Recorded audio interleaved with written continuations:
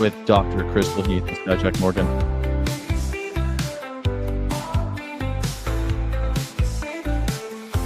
You know, today we've got a great guest, Ben Williamson, and we're going to have a really good time. Talk about all sorts of topics, like everything from bird flu to 11 Park Madison. Here we go. All things considered. Thank you for being here, everybody. Welcome. How you doing? Hello. Good. You know, I think that it's important to someone said they liked All Beings Considered because they thought that it was better than getting people stuck in their worldview. What was this? I really like that you used All Beings Considered. It's way more open and inclusive than just thinking about what fits in someone's narrow view. All Beings Considered. I like it. What do you mean by that, though, Wintrix? What does that mean? Tell me what All Beings Considered means to you, and how is it different than what most programs do who are in this space? I've always liked the names because it's because of All Things Considered, All Beings Considered. It's a nice little play off of a famous podcast, but I think it's great because, you know, All Beings Considered, it's a One Health message. It's not just about animals. It's about all of us on planet Earth. We want to try to consider. So it's not just narrow in scope. It's a little bit wider, but it's all about the beings. And most important, we recognize plants feel pain. So we do. You do. We definitely do. And we are here for the plants as well. They're beings too. So are human beings as well. Human beings. Yeah. I don't know if I'm all on board about this whole plants have feelings stuff, but I do think that plants matter. So I'm with you that far for sure. Plant lives matter. I think they do matter for sure. I mean, if we kill all the plants, we all die. Even if the plants of the ocean all die, supposedly, if all of the plankton dies, we will probably all perish. So I think it's important to think about the plants. And I'm just putting it out there. I am willing to be a shill for Bayer if they want to invest in plant analgesia. I will be their spokesperson for plant analgesia and anesthesia and the guidelines for humane plant slaughter. I think it's really important that we start to address that. And if we can get the botanists on board to draft a guidelines for humane plant harvesting, I think we will be headed in the right direction of humanely ending the lives of plants in ways that, because we're all, as society gains more wealth, they consume more plants. And so we have to do this in a humane way. So we need plant aspirin in order to we can apply the plant aspirin onto the wheat fields before we harvest them. And like something to make them unconscious before we harvest them, something like that. Or we could genetically select for plants that do not feel pain when they're harvested. Wow, that's a lot. Too. I love these ideas, so we can really get down into that, and I see a lot of money going that direction for sure in the future. I mean, since so many people seem to care about it. The Effective Altruist, we got to write very long, detailed blog posts with calculations on various Discord servers and Slack channels in order to explain to the moneyed effective altruists why this is an important measure. So I love the idea of bringing the effective altruists. All the utilitarians can come in, because after all suffering is so evil, as they say. Let's not get too philosophical about it, but I love this idea. Get the effective altruists involved. We'll draft treaties and do tons of studies on how to limit plant suffering. This is a brilliant idea. But Crystal, this might all not be necessary since Bill Gates is on the case. Oh yeah, so Bill Gates came up with a way to make butter from carbon dioxide and water, which is pretty cool. Of course, people are horrified. Oh, I already got you. Don't worry about you. There you go. I got it. We're there. Let me drive. I got you. What do you mean? You're not driving. You've added it to the stage. I am. You've got your own. I've got it on my stage. All right. You're okay. I'll let you do all the things then. There it is. I don't know which one it is now. It's yours. You're in. We're looking at your screen, Crystal. Okay, cool.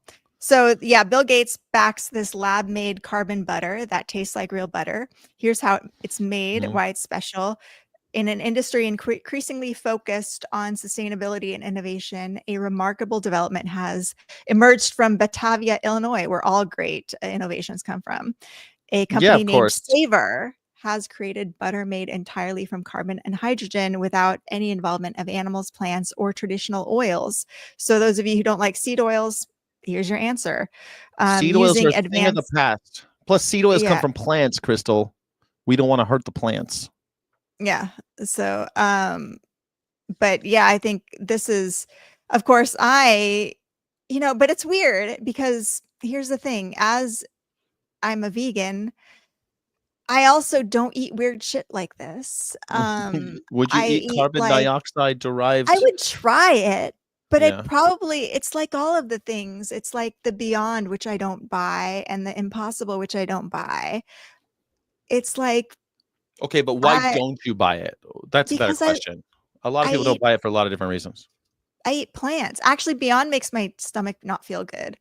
And I just like to eat salads and smoothies and like whole foods, not foods wrapped in plastic, because I don't like the microplastics and all of that stuff too. So that's why. And I'm worried that a lot of people who like go our direction won't. I don't think meat eaters will like this, because they have this view already that like butter is natural, because we have not effectively debunked that it is not natural in any way. Yeah, I mean, I guess maybe we should just work harder on showing people how disgusting the butter industry is.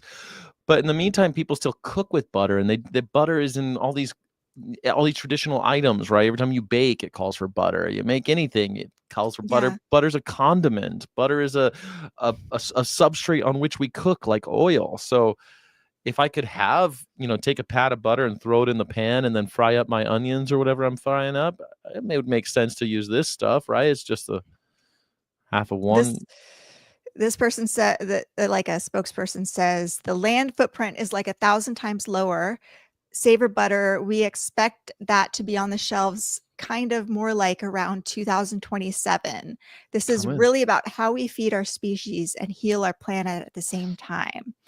Yeah, so like, do you remember I Can't Believe It Not Butter being a thing in the 80s and 90s? It was such a big deal, and Fabio was doing the ads for it, and it was supposed to be better for you, and I can't And then we believe it's found not out it butter. wasn't bad. It wasn't better for you. It And wasn't. it's also It also had not, butter in it. I can't believe, yeah, it has butter in it. And so it's not like vegan either. And then there's like Olestra, which there were concerns about that. And then there's trans fats and all of this stuff. And so people are very suspicious of these newfangled products. But they seem willing to try it. I Can't Believe It's Not Butter was a big thing. People were like, you know what? If it's better, it's lower in cholesterol. It'll make me skinny. They'll try it. Maybe this carbon dioxide butter from Savor or Savor, maybe it's maybe people will be willing to try it. I don't think they're making any health claims, though. I think they're just saying this is exactly like butter. And it's better for the environment. Which I would hope that people would be like, yeah, I don't want to perpetuate the virus factories that are dairies. And I want to, let's produce food in a way that's has a lower footprint and stuff like that. It can't be exactly like butter, right? Because dietary cholesterol only comes from animals. So it's got to be cholesterol. But dietary cholesterol isn't bad for you inherently. And I think this will create like everything that butter is. So how can you get cholesterol out of carbon dioxide? I don't think that's possible. Because what's cholesterol? What is the structure of cholesterol? It's synthesized in the cells of animals to facilitate the elasticity of our, But what's the structure? It's carbons and hydrogens, right? Yeah, but you think it's it's not cholesterol free? I mean, I don't know. I think that it sounds weird to me. Even the moo, what's that moo stuff? The bored cow, that's fermented, precision fermentation. It's got everything that a cow's milk has except for cholesterol. So I mean, like, Well, yeah, I don't think the board cow milk, they make the proteins, but they don't make the fat that's part of the milk. So that's what's different.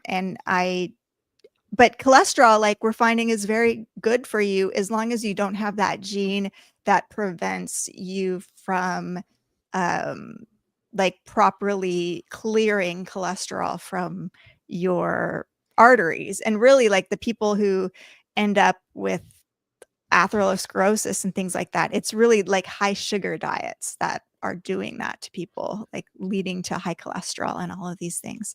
I know many people who went vegan and their cholesterol shot up. So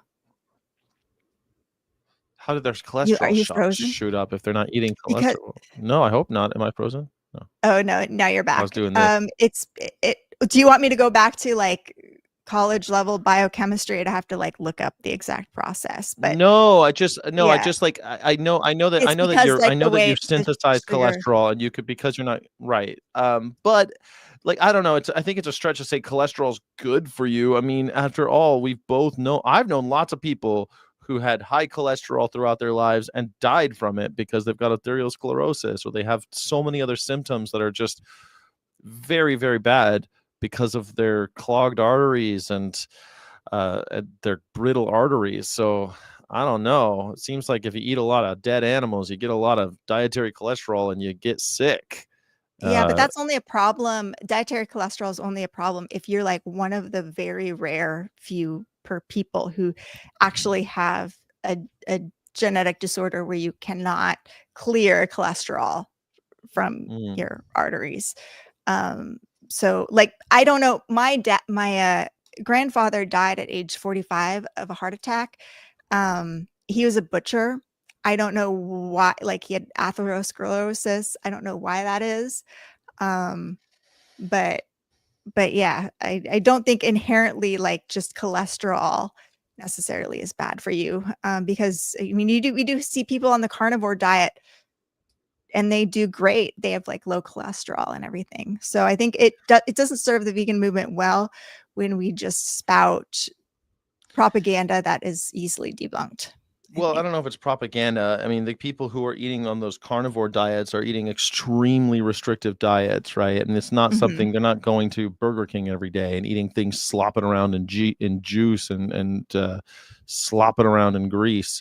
So, I mean, I guess it's probably not just one thing. I don't think, but that's neither here nor there. We have a question on the board. I'm with you on politics. We've been eating animals byproducts for 200,000 years. I don't think it's been 200,000 years, but whether it has or not, I don't think matters. I don't know. We've been having slaves for 200,000 years. I'm against slavery too. A lot of stuff that I'm against that we've been doing for a long time. What do you think, Doctor? I mean, I saw Dr. Greger's talk, and he was talking about how people always focus on like we've been doing this for hundreds of thousands of years, and he's like, well, yeah, but not really. Like we've only been farming animals for like 5,000 years, and we've only been doing it to this level for like 100 years. So not even close, not even 100. It's been like 75 years we've been doing it to this degree.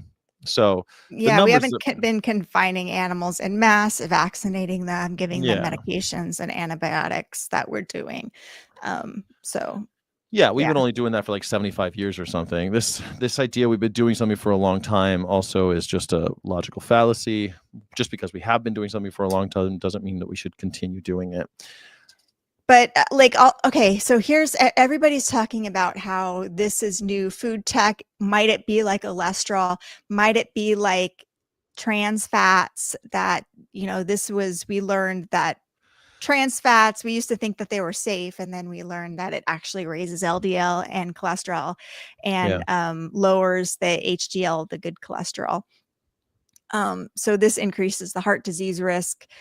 And because of these risks, the FDA banned partially hydrogenated oils in most U.S. foods as of 2018, with similar bans in other countries. But there's all sorts of things that even meat eaters eat that is made in a lab. So things like the rennet in cheese making was traditionally sourced from the stomach lining of calves, but now over 90% of cheese in the US and much of the world uses chymosin made from precision fermentation. Microbes like yeast or fungi are engineered to produce the enzyme, which is chemically identical to the calf-derived chymosin, but doesn't require slaughter. So are people up in arms about that fact, the fact that 90% of cheese in the US is made from lab-grown rennet? Yeah, I mean, it makes sense, right? And when I was a kid, rennet, I remember when I first, 20 something years ago, I went vegan and I found out what rennet was, right? And I was like, rennet is in everything. Everything I look at has rennet all of a sudden. I'm looking at, even we're making plant-based cheeses because people didn't want to eat cholesterol, can't eat dairy, that had rennet in it. And that was pretty common to find veggie cheeses, but they had rennet. But no one's up in arm, I think, because most people don't even know what rennet is. Most people who eat animals don't know what rennet is. So why would they know what what was it called? Psychosine? Chymosin? Chymosin. Yeah. Why would they even know what it is? Yeah. And insulin, of course, it used to come from a pig or cow pancreas, and now almost all human insulin is made from precision fermentation and genetically engineered E. coli. E. coli. A lot of food enzymes, amylases for bread, lipases for dairy processing, lactase for lactose-free milk, and proteases are often made this way too, using precision fermentation. And no one seems to have a problem with it. Because it's not like, what if we advertise that Bill Gates backed food enzymes are in all of your food? And I think, I don't know, people. Do you think they care? I mean, they eat Slim Jims, Crystal. I think it's weird, because what's your takeaway then? Because if it's not the health thing, no one cares about the environment. They just hate Bill Gates. But the Bill Gates empire with all of these, and also not even that, vitamin C, vitamin B, vitamin D, all of these are through these lab processes now that not naturally derived. So when you see all these vitamins on your cereal box, they're usually derived by all of these newfangled ways. They're not digging it out of the ground. There's no like vitamin C mine where there's there's like a faceless child in there digging out the vitamin C. I think we have to do a better job. And I really wish, like, we're investing all of this money into lab grown meat and all of these new food technologies, and not investing enough marketing funds into just encouraging people to eat regular plant-based foods and debunking the myths of the dairy industry.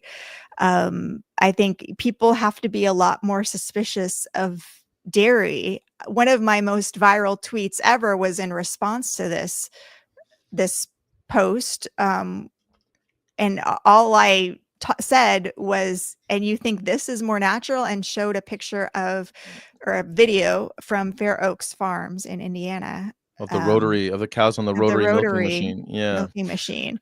Okay, and of course, a lot of people came and attacked that and said, like, yeah, it's fine because it's coming from cows.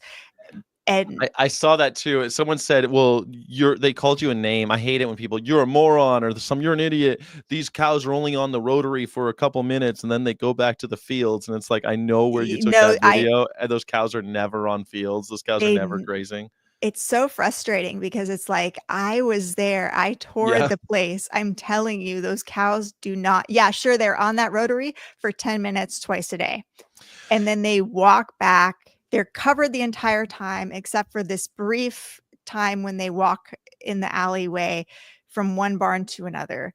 And there's never grass anywhere. They don't touch grass. They never touch the grass, and that's natural somehow. But Crystal, they don't care about natural. All these vaccines, and they're eating unnatural foods. They think the natural thing is a lie. They say they want to stay natural, and then they'll eat Slim Jims and pepperoni pizzas and McDonald's. Like, they're just liars. Someone says, you stop trying to take away our meat, you dumb cultist. Do you want to, Crystal, do you want to take people's meat away? I want to give you meat that aligns with your values. You've been denied that choice. You've been denied the choice to eat food that aligns with your values. I want to give you all of the flavors that you want that doesn't involve killing animals, because I know you probably wouldn't kill that animal yourself. Well, some of you would, but the vast majority of people don't want to see animals suffer, and they don't want to see workers suffer. And they've been denied the ability to choose food that aligns with their values. So Yeah, I mean, it makes sense to me. If I don't want to enslave people and hurt people and have children working in slaughterhouses and put cows on these rotating machines and have people jam their fists up the anuses of cows in order to artificially impregnate them so they could steal their babies, kill the baby, and then sell the milk. Like if you have misgivings about those things, you'd want other choices, other alternatives.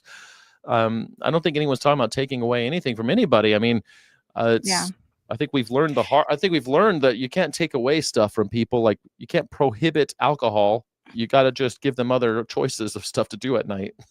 And it's really disturbing though that there was nobody in that comment thread who was on my side who was anybody respectable saying anything intelligent.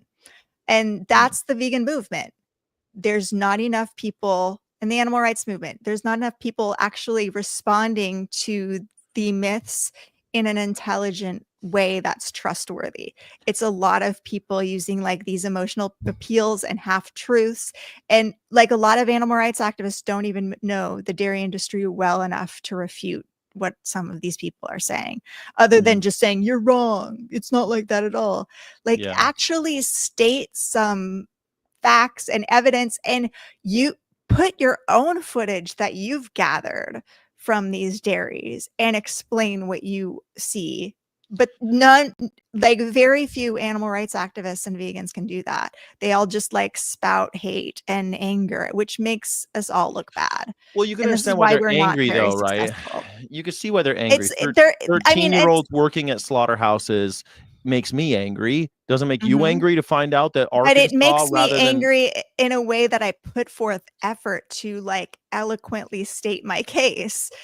And the fact that people are just angry and think that they can lash out emotionally and that's going to be compelling, it's not. So what is the I guess what is the takeaway from this Bill Gates thing then? I mean, I don't know. He's providing this alternative, this carbon dioxide thing. He's doing it this carbon dioxide butter. He's sequestering it from the air. He's getting carbon dioxide from somewhere, I guess, and he's turning it into butter. He's using no seed oils. He's doing basically the same process as we already get a ton of our food from already. It's just the next iteration of it. And yet you are already anticipating people are going to push back, but they're not even making the health claims that I'm used to. Like the health claims, I'm guessing it's probably cholesterol free, but I checked the article. It doesn't say whether it is or not. But we don't even know what the benefits are except for an environmental appeal. So where does that leave us? What do we get from this? Well, Bill Gates figured out how to make billions of dollars. I'm sure he'll figure this out. He's a psychopath. I'm not one to be like, oh, place all of our hope on some philandering billionaire psychopath like Bill Gates. But I'll, take anything to smash the dairy industry. Hopefully he can sell this to McDonald's and Slim Jim and these other, get these into fast food stuff where people won't ask questions. And it'll be cheaper for the fast food companies. And they'll just be like, yeah, this is what we're doing now. But the dairy industry of course, is on the board of McDonald's, making sure that their products get in there. Will they push back and push McDonald's to be like, no, use real butter? And are they going to push other fast food companies to say McDonald's now uses Bill Gates fake butter? We use real butter. Is it just going to be this culture war again? I mean, as long as RFK Jr. is in charge, I think it will be. I mean, he's got people thinking that frying potatoes and beef tallow has some kind of health benefit. I mean, it's kind of insane right now. Rendered beef fat is the way we should be eating our potatoes. I just think of, and I have this sort of make the vegan movement great again ideology of back in the Victorian era was the animal rights movement so much smarter. I just imagine George Bernard Shaw on Twitter say, just slamming some of these myths that are being perpetuated by these industry shills.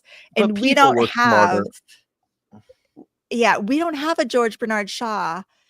And George Bernard Shaw also, George Bernard Shaw was vegan before the word vegan was invented. Plus, he wasn't up against multi-billion-dollar industries that were working to silence him and working to create to obfuscate truths, but also to plant mistruths and psyops in everybody's. Like, it's really Mhm. difficult to say, "Excuse me, sir, I think we should make butter that doesn't destroy the planet," and people are like, "I think real butter is my birthright." You know what I mean? It's hard to have. I don't think George Bernard Shaw had to have those arguments. I think he did. Yeah, I because he said some pretty like biting things. I can like pull up some, George Bernard Shaw quotes from back in the day, and all of the women too, like the women who are writing wonderful things about, Right, but their Mary, adversaries were not the pork board. Their adversaries were not the American Dairy Association or whatever they're called, Dairy Farmers of America. They didn't have these multi-state conglomerates that. yeah, but still, like I think we underestimate our power as people, and I also, any vegan out there who's not doing enough to educate yourself, Mhm. become better at your craft, write better, and make money so that you can be effective. If you're wasting your time online responding to comments and not even using ChatGPT to help you craft your argument, like, what are you doing? So I'm shaming the vegans here a little bit. I'm kind of pissed at them. Like, Well, I've we had a have lot of, my history with the vegan movement. I've got all sorts of gripes, but I really want to know how you see Bill Gates. I don't know that Bill Gates is going to be the savior. I don't know that we're going to have these technological. I know these technological solutions just don't seem likely to me if we can't change people's minds about 13-year-olds in slaughterhouses. You know what I mean? It's hard for me yeah. to think that if I can't convince you that a 13-year-old working in a slaughterhouse, an industrial slaughterhouse, is a bad idea, how am I going to convince you that chopping down the rainforest to feed cows is a bad idea? Do you know what I mean? Like, uh, that's who I'm up against. Bernard Shaw. It seems like George No, Bernard Shaw. People were just smarter back then. They realized that maybe I make don't know. animal rights great again, like the Victorian era. Yeah, see, I like people think in the chat are saying, "Who cares?" That's exactly right. Who cares about 13-year-olds working in slaughterhouses? Who cares about people catching but bird flu from? don't we don't have to talk to the masses. We have to talk to those in power. Mm, And this is where like the cage free campaigns, like, look, they spoke to the corporate interests, and they actually got them to subscribe to this really stupid idea that wasted all mm. their money to, like, taking the birds out of the cages, when how much farther would be if they like invested in like just shutting down and investing their money elsewhere, not in chicken-based protein production, getting crumble cookies to use cage-free eggs instead of getting crumble cookies to use no eggs. Like, what a stupid campaign. But Yeah, when you have like white men going to executives and making these arguments, it worked. So let's do that for the egg-free movement, for the chicken-free movement, and let's show yeah. I guess you're right. those are the people who matter.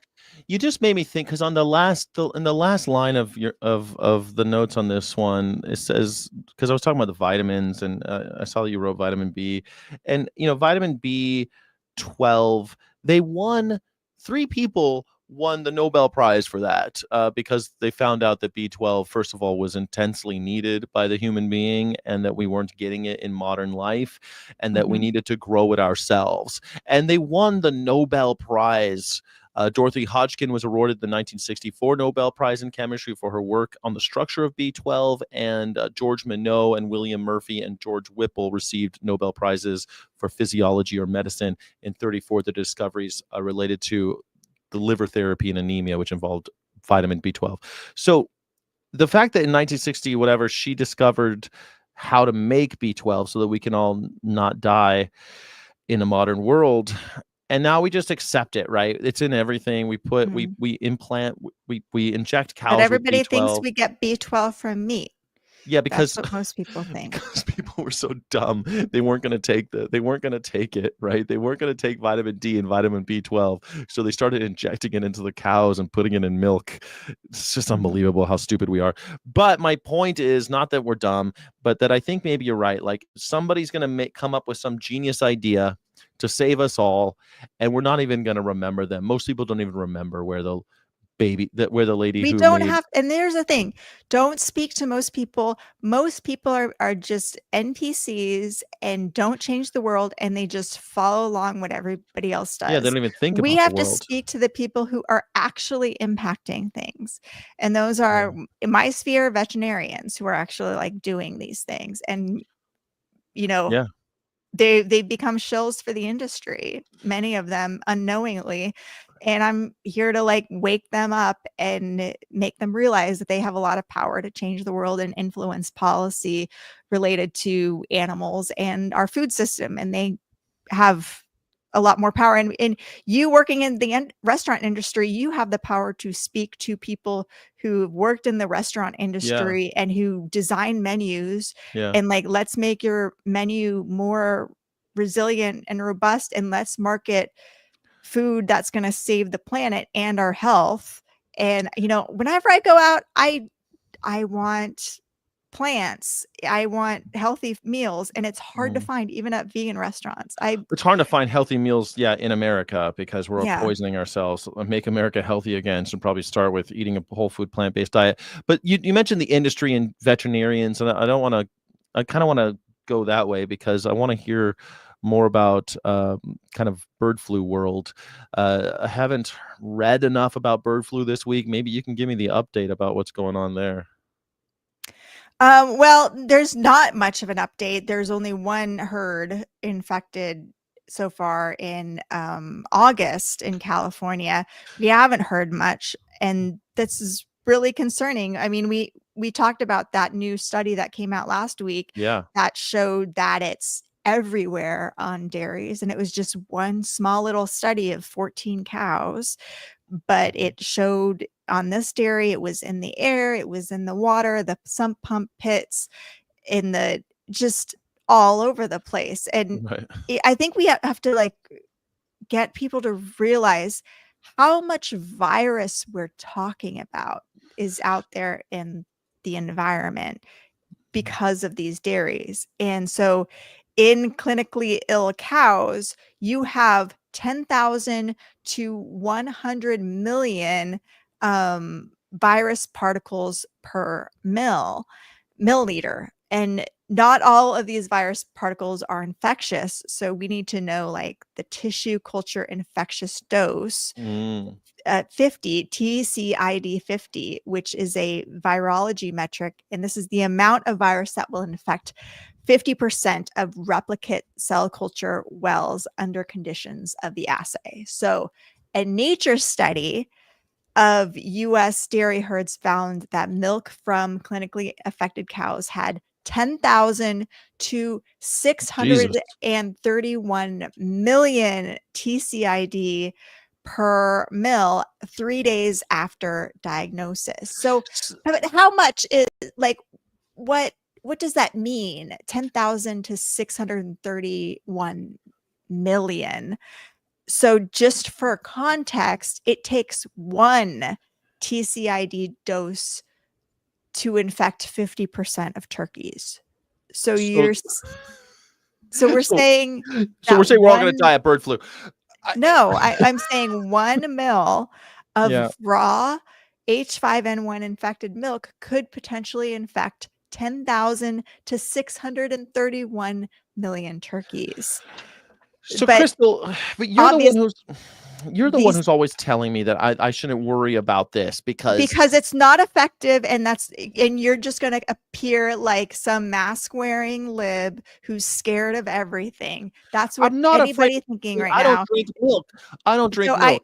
someone in the chat saying they're drinking a milkshake right now, right? Someone in the chat is eating a beef Why are burger you watching those and drinking a NPCs in the milkshake. chat? Because I see that and I'm worried about them. I'm worried about them because you're they just a are worried, sniveling no, liberal. listen, because they are Okay. trusting a giant industry that they know nothing about to deliver them fresh and safe food. Because they're bootlickers and they're simps bootlickers. and they're just they are look, NPCs. They are NPCs. But that NPC trusts the industry to deliver them to go that the milk from that cow, which is likely infected by H5N1 at this point, that it goes to this plant and they get every milliliter homogenized and every milliliter pasteurized. Not 1 milliliter of unpasteurized milk makes it to the public. I call bullshit on that. I know a lot of faulty product goes in any industrial situation. A lot of faulty product goes out unsafe, which means that we've got bird flu out there in the public. And then they've done tons of tests where you've got to cook the shiz out of a burger before it kills the H5N1. You got to cook it all the way through.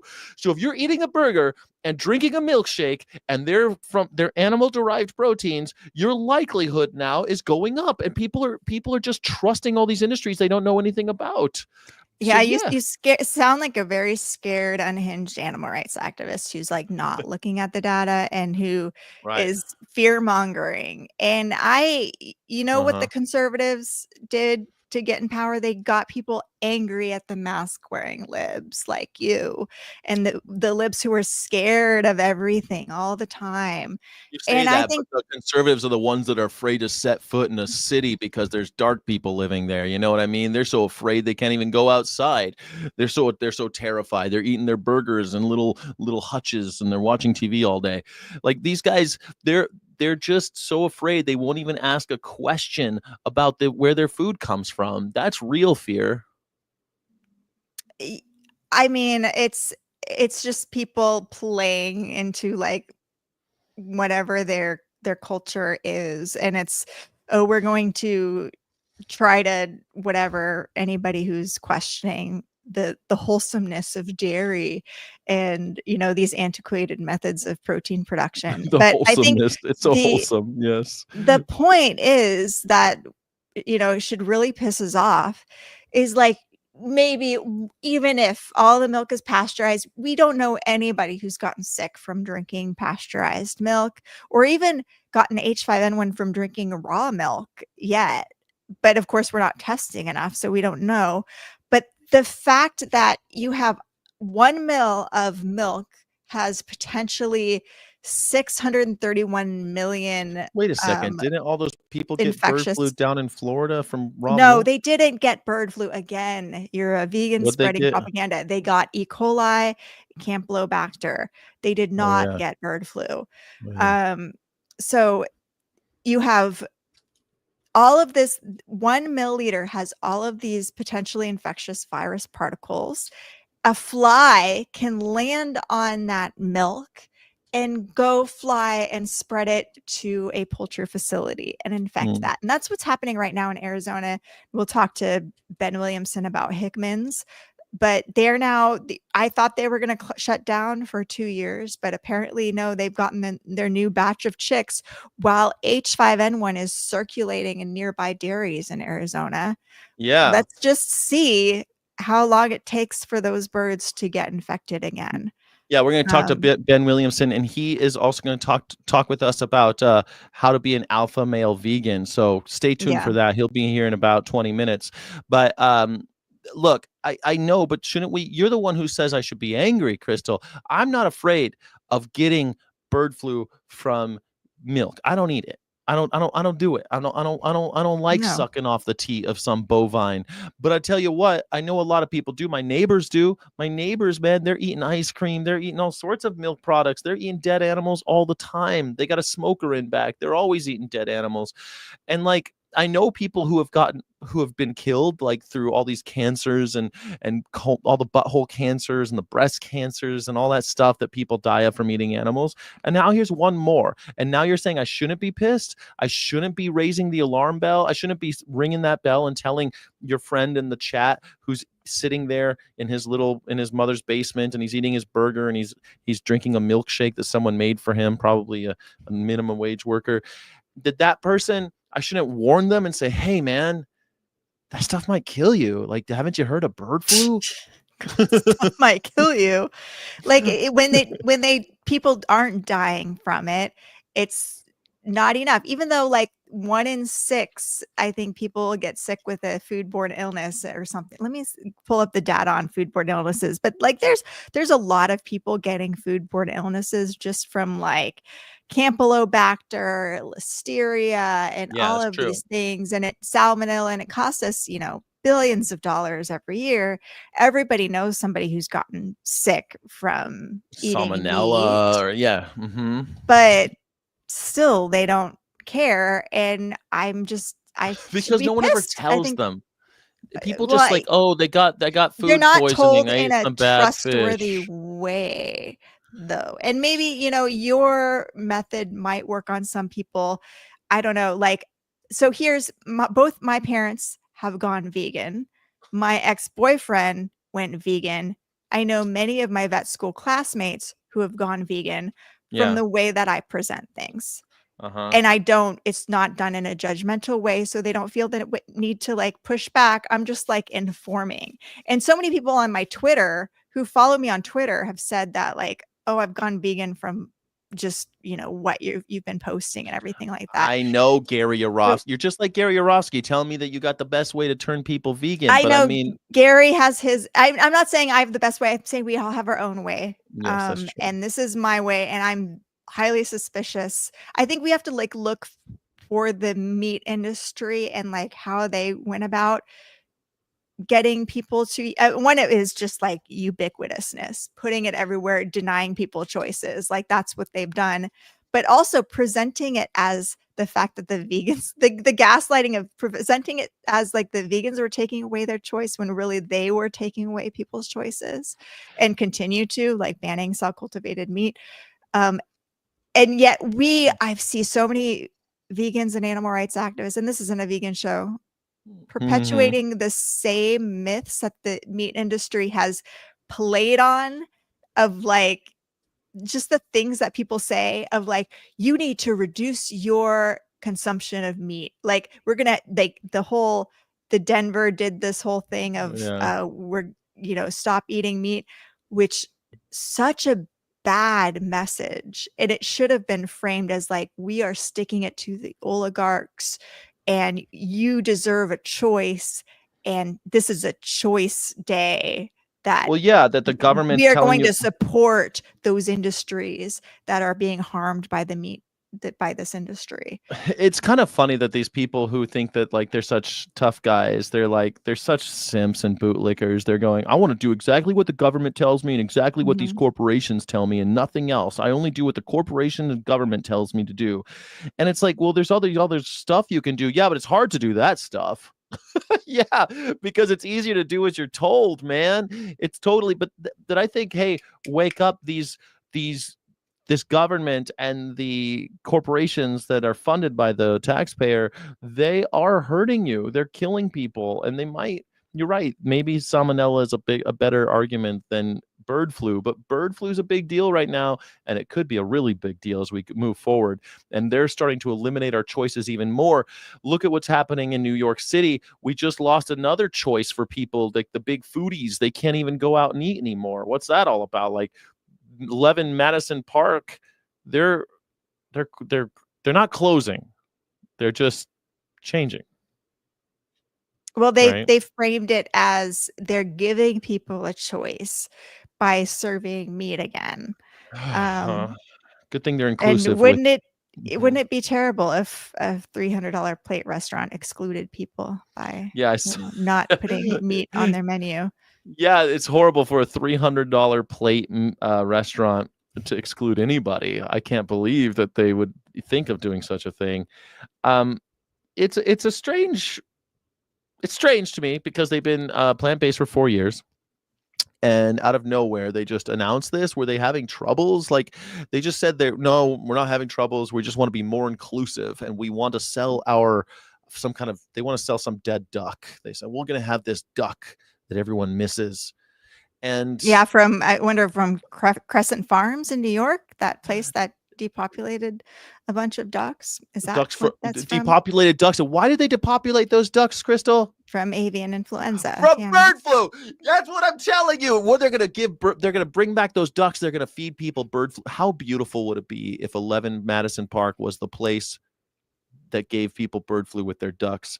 But I don't think that's going to happen. I think they've cooked their food quite well, but I think people should be angry that they're supporting that business, and everybody should call up and see, like, where do you get your ducks, 11 Madison?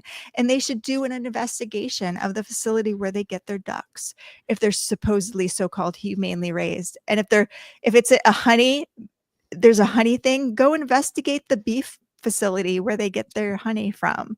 Like, let's shine a light on the methods used to produce these animals at 11 Madison. What's your thought on this? I mean, they're offering more choice. What do you think? Are you disappointed? I mean, have you ever eaten there? You like fancy food?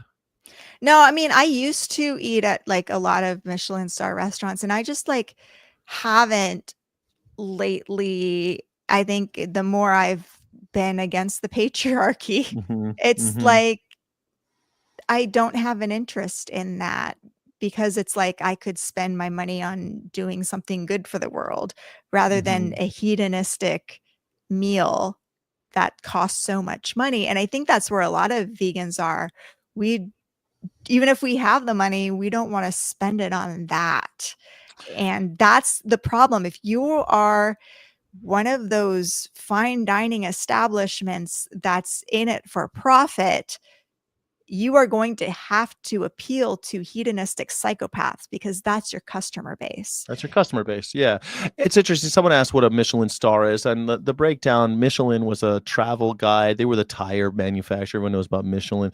They had this thing: 1 star was it's worth going to. You like a must go if you're in the area. 2, it's like when you go to that area, you have to, you have to make you have to go. I forget how the first one's if you live anywhere nearby, you must go. The second star is if you're in that area, like you drive there. You right. Drive there, go, and then and third star is fly there. It's worth to fly there and fly there. Yeah, actually go to Las Vegas just to go to their 3 Michelin star restaurant.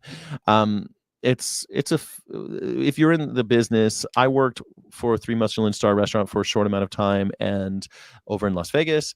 And it's a big deal, it's fancy. What's really kind of funny is they're charging all this money, and they don't even make as much money as these other restaurants. Like, I think my bars made 10 times as much as even just one bar, MGM Grand, made 8 times as much as the Michelin star, the 3 Michelin star McDonald's restaurant. makes a lot more money because they're serving more people. Yeah, like a McDonald's in a urban area is supposed to make about $2 million. A Chili's is supposed to be making like $5 million just to stay in business. And these places might make $1 million or $2 million. They're not big money makers, but the people who go there, they've got this high level of service. It's like the Mont Blanc. They don't have to sell as many pens as Bic, but they got to make a really nice pen to get $1,000 for that pen when there's 10-cent pens out there, or free pens.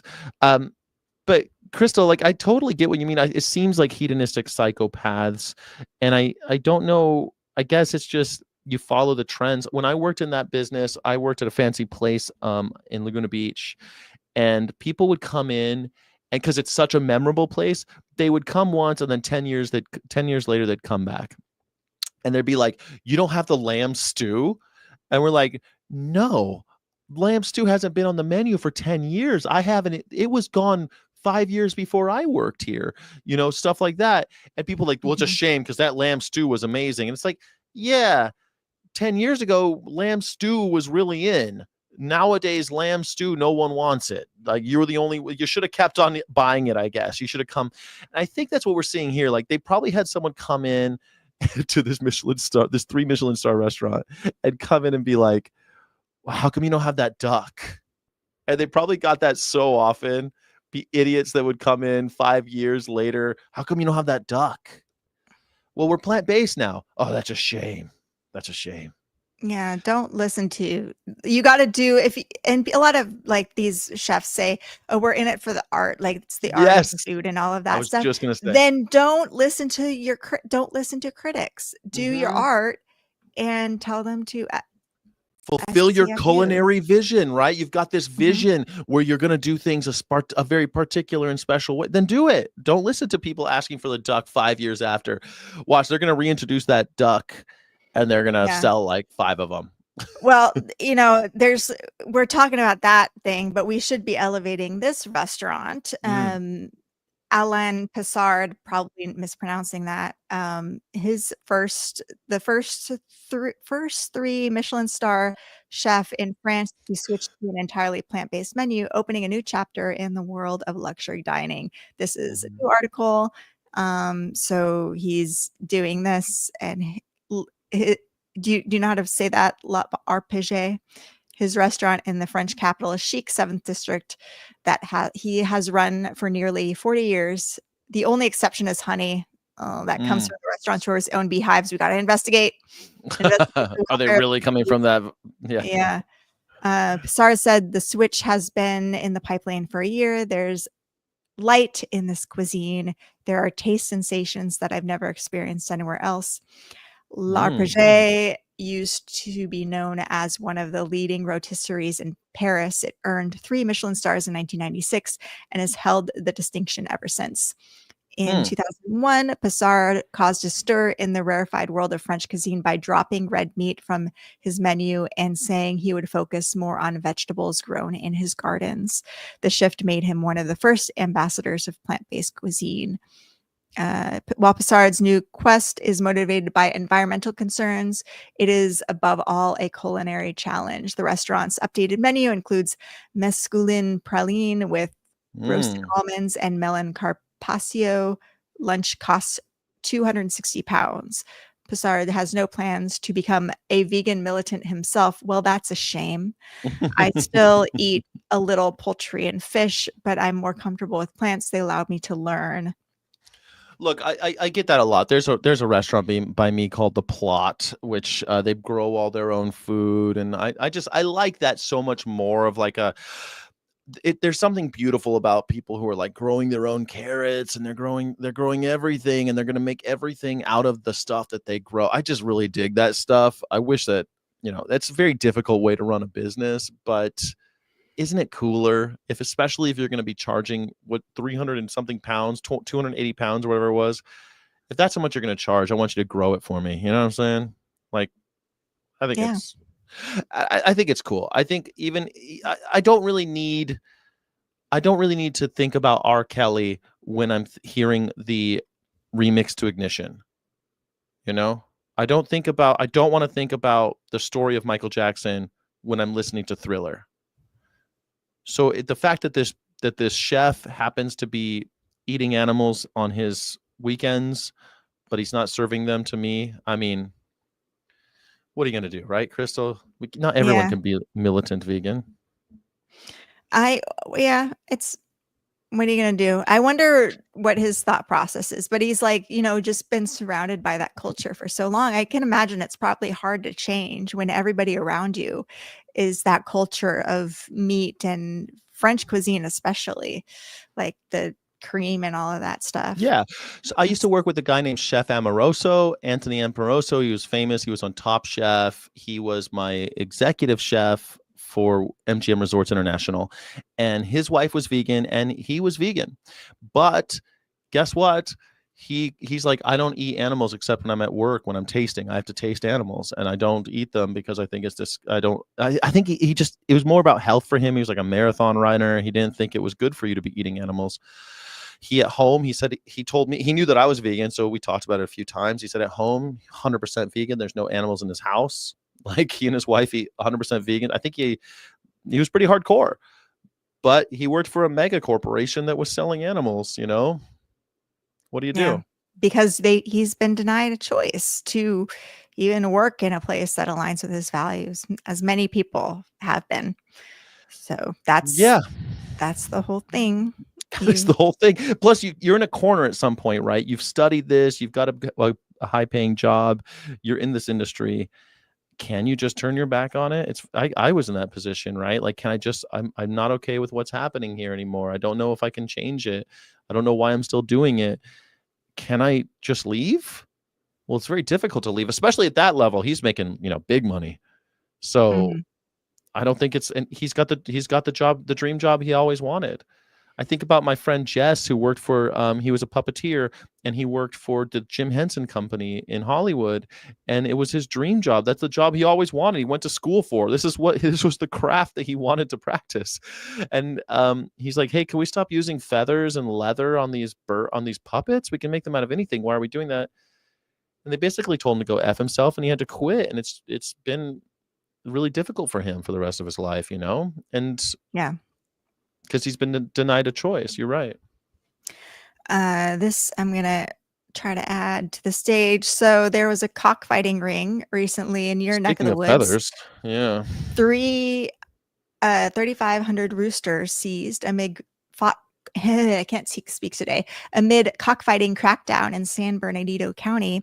A 6-week enforcement operation targeted illegal cockfighting in rural areas throughout San Bernardino County, resulting in 56 arrests, as well as the seizure of 3,500 roosters. Yeah. I want to know in the chat, how do you guys feel about cockfighting? Is cockfighting cool? I know we got a lot of people who are not animal rightsy. Is cockfighting cool? On a scale of 1 to 10, how cool is cockfighting? Number 10, it's as cool as UFC. Number 1, not cool at all. It's interesting and look at all of these places that they raided, all of these facilities.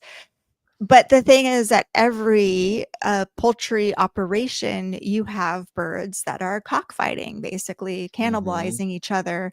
And we do nothing about that because it's rich white men, white executives who are in charge of that. And it's fine. But when it's, people of color, usually Latino populations who are doing this, then suddenly we have to crack down on it. Oh, that makes sense, I guess. That's why bullfighting's evil, but rodeo's okay. Yeah. And they go through these great lengths to break up these cockfighting rings when just, 3,500 birds, that's nothing compared to the millions and millions of birds that are harmed. So I thought that was really interesting. But here's the thing. I think we all have to be worried about what happens to these roosters. And we have to make sure that they're not just euthanized. We have to follow up and make sure that they're sent to sanctuaries. And people will be like, oh, but these roosters are violent and we can't trust that they'll go to a good home. But there are actually many successful stories about this. Yeah. There was a former cockfighting rooster rescued by the Richmond Animal Care and Control.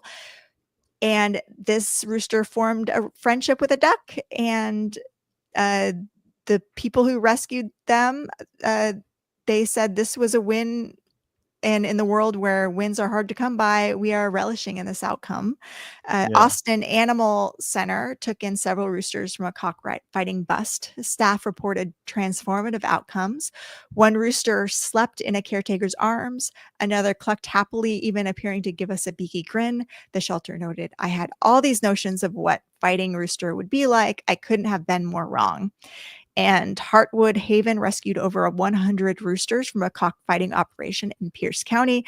The sanctuary is working to provide loving homes and long-term support. A rescue in Colorado, Danzig's Roost accepted 68 roosters rescued from a cockfighting ring in Oklahoma. They're now under care with long-term plans for their rehabilitation and well-being. And Harvest Home Animal Sanctuary, that's our friends in Stockton, rescued Chloe, an ex-cockfighting hen, as a part of a large seizure of fighting birds. They now live peacefully among other sanctuary animals. So there you go.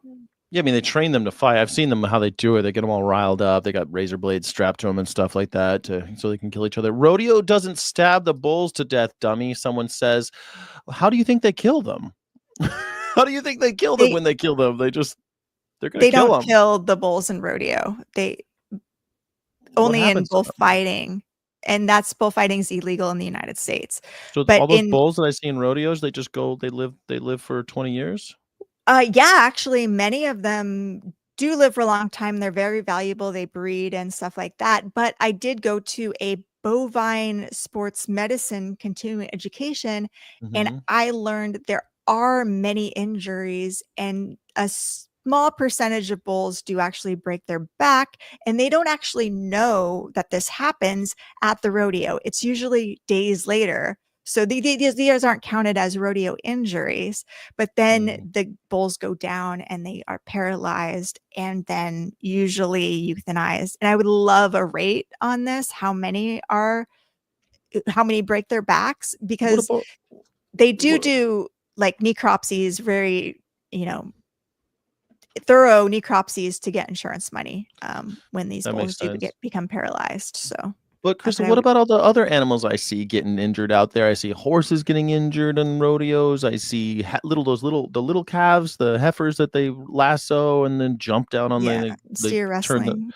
Yeah, I mean, these seem like you tell me they don't meet their end the traditional way of killing cows. They don't at some point take most of those animals out back, tie them by the end of their legs, hoist them aloft, and slit their throats to desanguinate them. I mean, that doesn't happen to any of those animals. I don't know what percentage are sent to slaughter. If they are following the Humane Methods of Slaughtering Act, they have to be stunned. Well, I forgot. I skipped that step. Right. First they captive bolt them. Yeah, then they hold them aloft, and then they slit their throats. So they still getting stabbed to death, though. We have to get this. I don't know what percentage of rodeo animals do meet their end that way. I don't have statistics on that. Okay, but I think it'd be safe to reason that many of them do end up on the slaughterhouse. In that slaughterhouse, some might, yeah. Come on, all these animals are living their full life expectancy. I find that hard to believe. And when they do kill cows in slaughterhouses, it is the knife that is actually the thing that kills them, not the captive bolt. That's just a stun that basically renders them somewhat unconscious. Hopefully. We have a guest on who will talk about their investigations. Yes, with their perhaps he'll be able to illuminate that. Tell us who our guest is, and then I'll bring him on with our intro music. Okay, Ben Williamson is the executive director of Animal Outlook. And has recently been a part of a recent investigation into foie gras in California and found that actually we still had foie gras being sold on the shelves in California. And hopefully we'll talk to him about how he discovered that and other things that Animal Outlook is working on. So yeah, happy to have you. Also manly man vegans. He's going to tell me how to be an alpha male vegan. We're going to talk about a lot of things. We have a lot of people in the chat that want to know about alpha male veganism. So we're going to talk about Ben's recent blog post. I didn't prep Ben on anything we're going to be talking about because I hope he's fast on his feet because these questions are coming in fast and loose. All right. Well, let's come on Ben Williamson from Animal Outlook. Let's do it.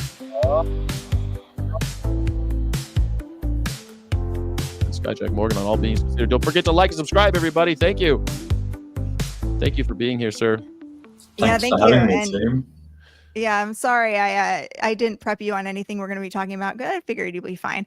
We're just going to talk about your recent foie gras thing. So California banned foie gras, and I don't know when did they do this? 2004. They passed Senate Bill 1520. Yeah, something like that. And it took its time to go through the courts, and eventually the US Supreme Court decided not to hear it, meaning that the lower court's decision was upheld in 2019. So it's really been in effect since 2019. And you discovered that there was a store still selling foie gras. So how did that happen? Yeah, it's a crazy story, really. I just had a really light day on a Friday morning, and just going.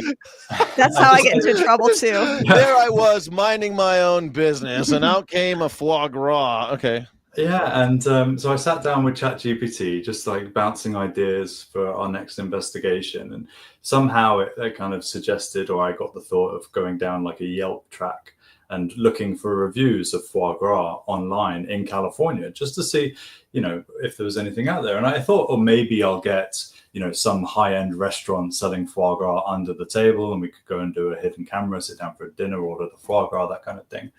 But suddenly I was getting like a few returns for the store I'd never heard of called Wild Fork Foods. Yeah. And there was ones in Huntington Beach, there was ones in Long Beach.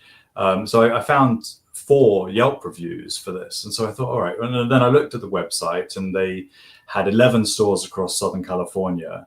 So I went to my local one in Manhattan Beach, and sure enough, I was stunned. So I just picked up this foie gras. It said foie gras on the sign. I looked at it, and I took down the USDA establishment number, and I went back and did my research and found that it even said LaBelle Farms, which we know very well is LaBelle in upstate New York. And I've been there. Yeah, there you go. And so, the name rang a bell straight away. And sure enough, so the following Monday, I talked to my investigations team about it.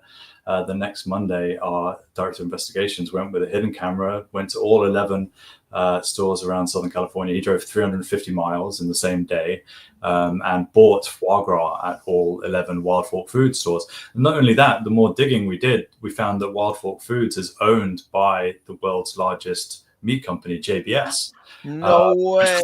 A connection I never dreamed of finding, that the world's largest meat company was selling foie gras, apparently illegally in California.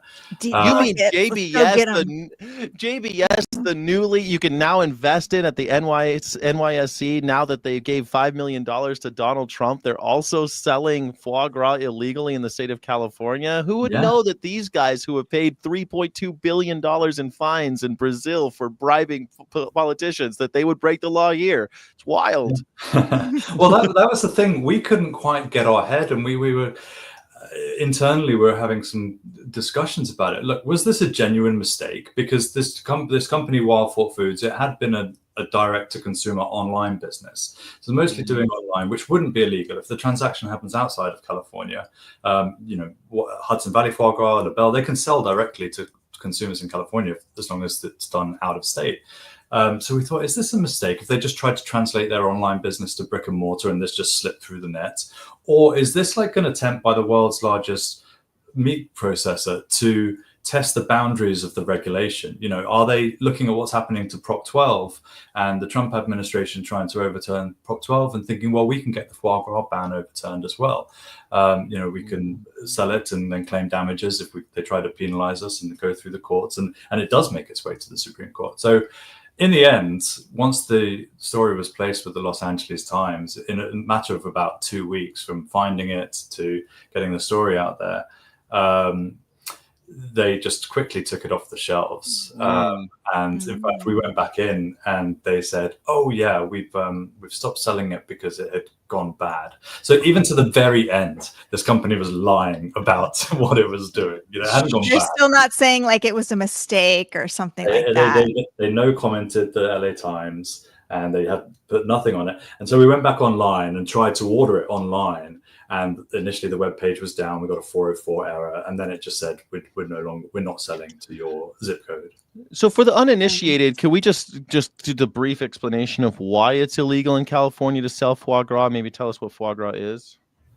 Yeah, well, so foie gras literally means fatty liver in French, and it's according to French law, it's the product. It has to be the product of gavage, which is essentially force feeding, which is putting a pipe down the throats of ducks or geese. In this case, it was ducks, and pumping massive amounts of grain into their stomachs, causing their livers to become diseased. Their stomachs swell up to 10 times their normal size, and this happens in the last kind of few weeks of their lives, their miserably short lives, and the liver is the diseased product. So the California law doesn't mention foie gras specifically, but it says any product that's the result of force feeding an animal with the purposes of enlarging their liver.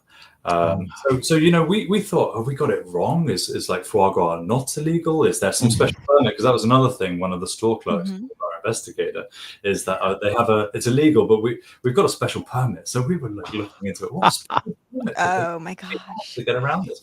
And then they were advertising, and it's still on the Wild Fought Foods website. It still says humanely raised birds.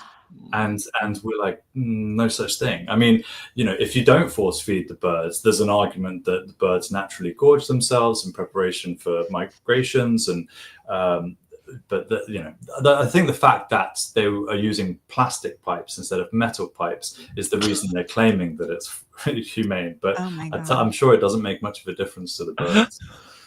I love you with a rubber hammer. Suzanne Rust, she's usually so tactful. She writes, foie gras is produced by farmers who ram tubes down the throats of male ducks or geese. And I'm like, bravo.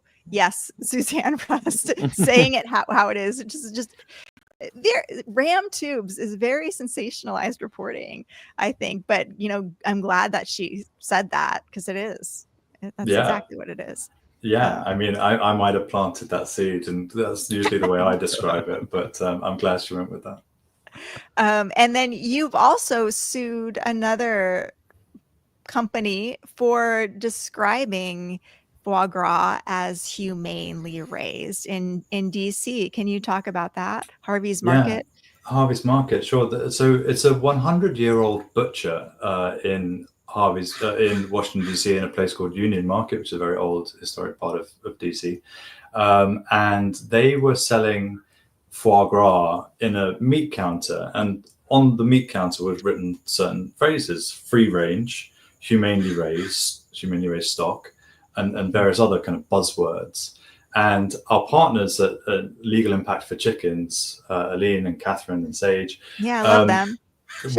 Wonderful people, and based in DC, certainly Catherine is. And so she was working on this with us, and they were our lawyers representing us. And we made the case that foie gras can never be humane. The product of force feeding is condemned by avian experts and veterinary vets and most logical people, and I think most Americans also, and most people around the world, disagree with the idea of force feeding animals for except for the American Veterinary Medical Association. They're always the holdouts, right? There was actually a veterinary poll recently done, and 90% of veterinarian surveys, and these were all AVMA members, basically were against foie gras and thought the AVMA should take a stance in supporting bans on foie gras. So most AVMA members disagree with it too. Yeah. So eventually we reached a settlement with the owners, and as a result, foie gras will no longer be sold at all, let alone doing it with false advertising. In Washington, D.C.? No, I wish. No, yeah, in this one retailer. No, it is sold in some grocers. Wegmans is a seller of foie gras in D.C. But something that we are trying to knock out of the city, and indeed all cities and places around the states. I did a protest in DC when we were there for AVA last year, and I just haven't really kept up on whether or not in restaurants it's probably still available, I'm guessing. Yeah. We used a new AI tool that's been developed to find that there are roughly 20 restaurants around DC metropolitan area that are selling foie gras. Wow. Can't get rid of that's it. A lot. And now you protesters in DC are going to be running into trouble with the Trump administration, and he's got his armed martial law thing. I mean, this is what people ask me all the time, like, why do you care? And I'm going, well, because I like having my freedom of speech. I can't change the world. I can't do anything if they're just going to arrest me for going outside and saying what I want to say, that I'm against the status quo. I mean, I think we're seriously going to see that animal rights activists aren't going to be tolerated in places like DC with 1,000 troops marching down the roads. I honestly think we are the ones who are going to you should ramp up your DC foie gras protest now that the Trump administration is, having this anti-protest task force that he's ramping up. And we're going to be the ones to challenge it. And I think now is a good time. You're going to get some headlines if you, face up against, Trump's vote from Trump's people, the military state, as you like to call it. I don't know. Yeah, you know? the police state. The police state, though, it's really kind of funny because they're terrified of vegans. It's wild to me that all the time it's either you're a beta male vegan because you don't kill helpless little baby animals, but we're terrified of you, and you're on the terrorist watch list because we're so scared that you don't go along with the status quo. Like, that's it's really quite funny that they're already terrified of us, Crystal. I don't feel like getting my face blown off for saying please don't eat the diseased liver of geese. Oh, I think I am down to fly to DC and participate. I'm not a protesty person, as you know, but I think this is the time. I think this is a good one. My megaphone doesn't even have dust on it yet, so I mean we can. I'll bring it out. We'll go. No problem. I love it. What about you, Ben? Do you ever do any of that kind of street protest stuff? So in my 15-year career of animal rights, I wanted to put together a little collage, a slideshow, because all the photos of me at protests, I'm either wearing sunglasses or having a chat, kind of leaning back, a baseball cap backwards. Like I've just got the most relaxed view of protesting, it seems, because every time I'm at a protest, the photo of me it looks like I'm on vacation. But no, I prefer. Yeah, I definitely think I'm more useful to the animal rights movement in front of my laptop or speaking to people or marshalling journalists or something. I mean, I know I've been to events with Crystal, and Crystal always finds something to do, like flying a drone or taking photos, or I think that's my worth as well, is to kind of be talking to people and networking and bringing people together.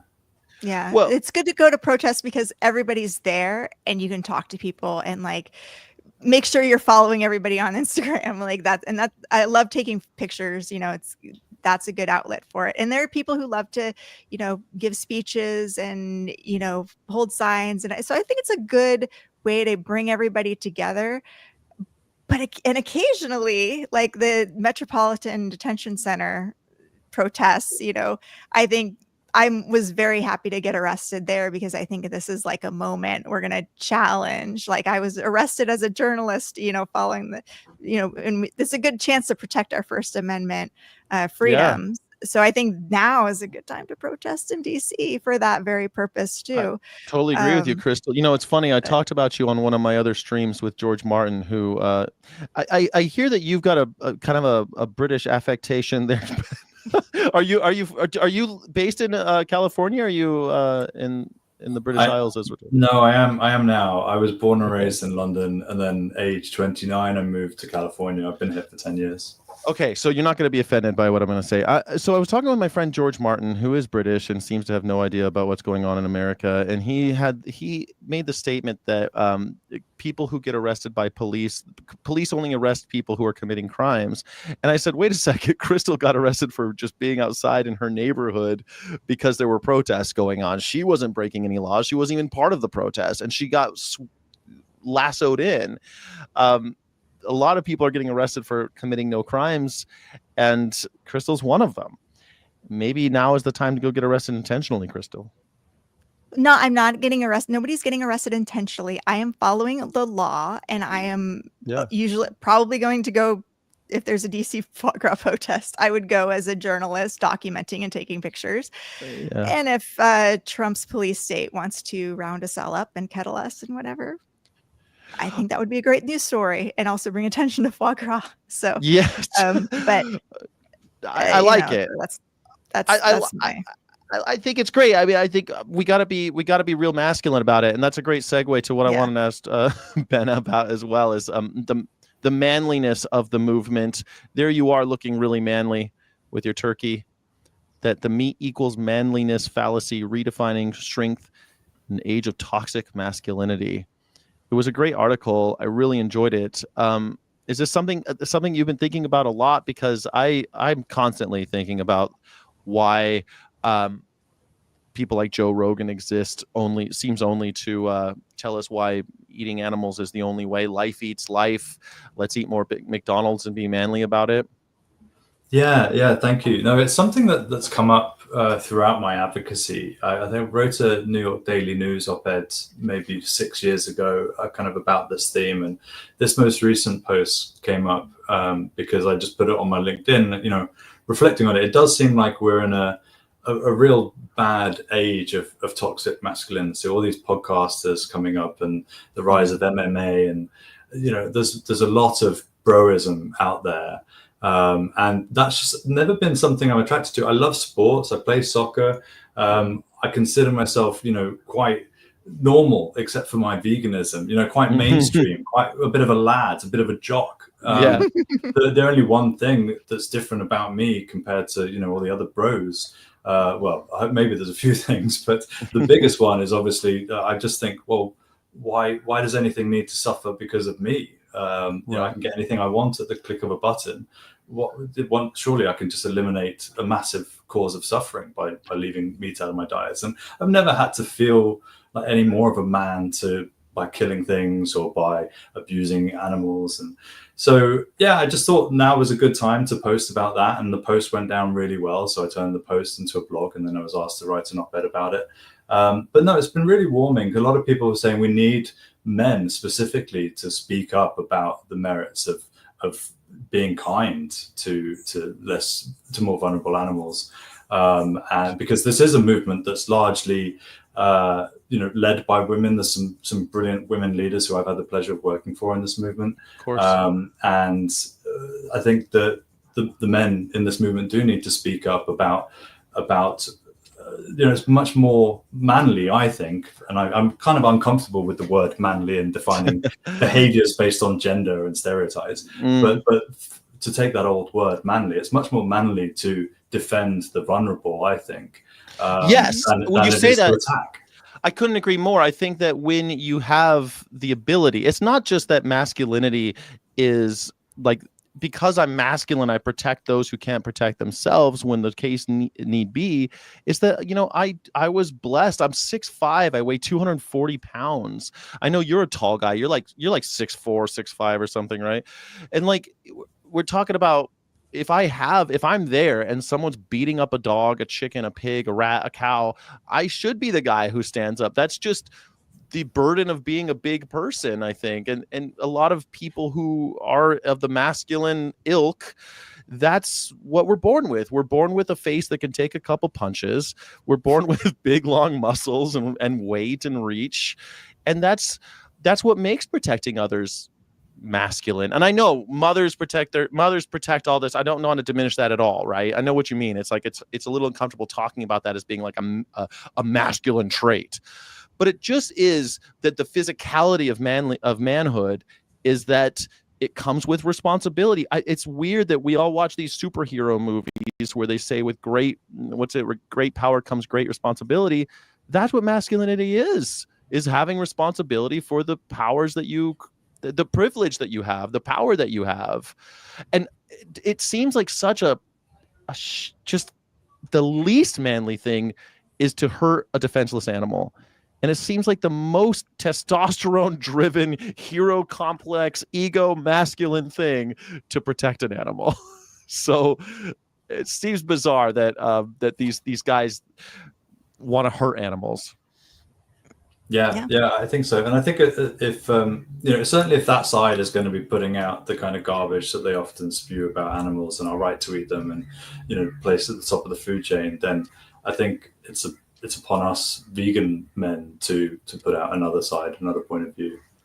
Yeah, when I went vegan, I found it comforting that there was already, UFC was kind of new back then. Mac Danzig was a heavyweight fighter, and he's vegan, and he was the champion of UFC. Nate Diaz is vegan, and he beat the crap out of Conor McGregor, who was making fun of him for being vegan, which I think is hilarious. And Conor McGregor even started experimenting with veganism during his training because he got his ass kicked by Nate Diaz.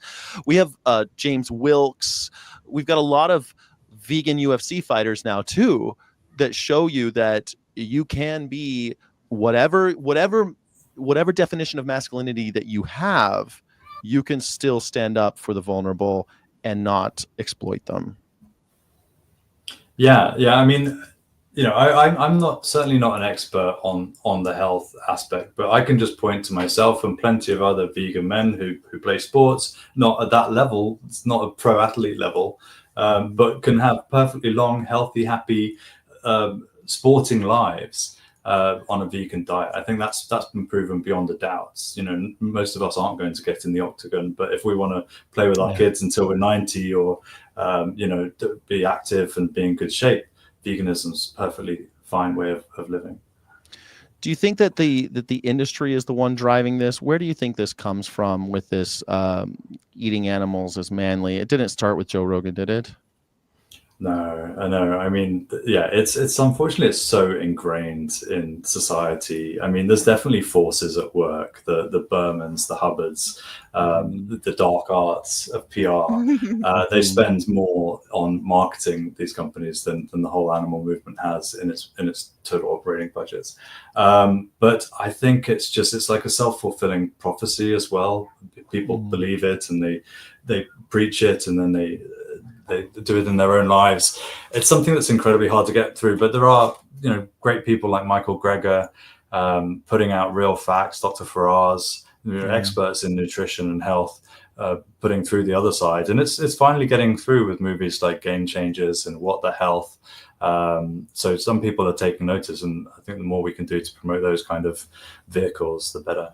Yeah, I think they should change the name of Game Changers to be like just your dick won't work. I mean, the erectile dysfunction part of that, like seriously, that part of the movie, that's the only part I really remember. If someone had shown me that movie at the age of 14 when I was, a different person, I would definitely have gone vegan, man. Like, I'm sorry. Yeah, it also came up in the Harvard experiments. Yes. In the latest documentary on Netflix.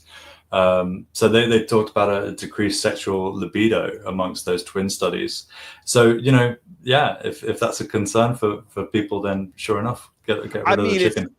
It's not a concern until it is a concern. When you hear that eating meat might give you erectile dysfunction, that's a really good reason not to eat animals.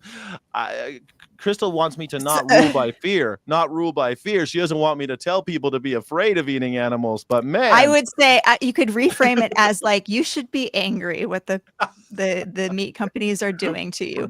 But I would say, okay, you're Bill Gates and you have the power to direct funding to various initiatives. Do you fund things like his new Savor butter made with carbon and water, the new cultivated meats, or how much money do you direct towards just marketing versus new technologies, new animal-free technologies? What do you think? That's a question for me. I no idea. I mean, I think you can do the most good. The reason I got into this movement is that I knew I could do the most good for the most people, for the most animals, by choosing that vegan lifestyle. I would have, when I was deciding what to do, it was a choice between, do I want to make sure there's clean water? Do I want kids not to go hungry? But I think the gap between where we are in relation to animals and where we need to be is so vast. Most people agree that kids should have clean water and it shouldn't go hungry. Most people don't agree with us on animals. And so really bridging that gap, I thought could be a good life's work. So if I was Bill, I thought I would think I could do a lot of good by investing in alternative meats. Yeah, you talked about environmental masculinity kind of in your article too, about how meat equals manliness, and that it could be a masculine responsibility to protect the planet as well as being like a provider and a protector. All these things that the bros talk about. I know you kind of poo-pooed the broism thing, but these bros, they're always talking about being the provider and the protector. Doesn't that fit in with protecting the environment and providing for our children in the future? Yeah, I would absolutely think so. If we want a planet that's not destroyed by greenhouse gases, then if we want our kids to live until they're 90 and have nice lives, then it's absolutely a thing to safeguard the planet. I think that's a parental role. It's that old stereotypical fatherly role as well. I mean, I think it just comes down to doing the right thing, whatever your whatever your lot in life. And this is a really easy thing that touches on a lot of areas, be it animals. You don't even have to care about animals really, but for the environment and for, you know, your health or the future of your children. Yeah, not being a bully. I think that would be, you know, stereotypical, you know, father figure wants their kids not to be bullies. Doesn't want to raise a bully who beats up on the vulnerable, but someone who protects the vulnerable. You know, we live in a rape culture, and I think the fact that we're exploiting animals is part of that. And if we taught boys not to rape instead of teaching girls how not to get raped, then I think the world would be a better place.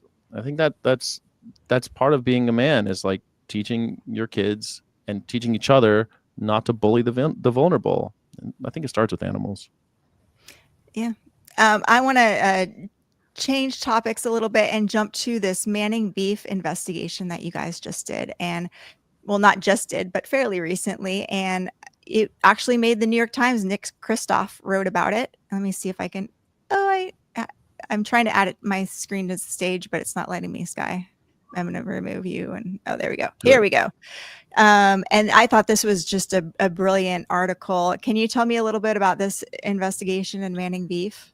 Yeah, so our investigator worked undercover at Manning Beef, which is Los Angeles' last remaining cow slaughterhouse, for 2 months at the end of last year, so between October and December 2024. And what they filmed working as a blood catcher on the slaughter line was the most gruesome, goriest, bloodiest footage in our 30-year history. You know, most of it we just can't show online because it's so bloody that the censors will, you know, not let us show it. So we're in this conundrum of how much to show to get to the widest audience. But you know, they filmed the kind of things that you typically find at these slaughterhouse: multiple failed stun attempts. You know, and by law, the animals have to be rendered unconscious with one stun.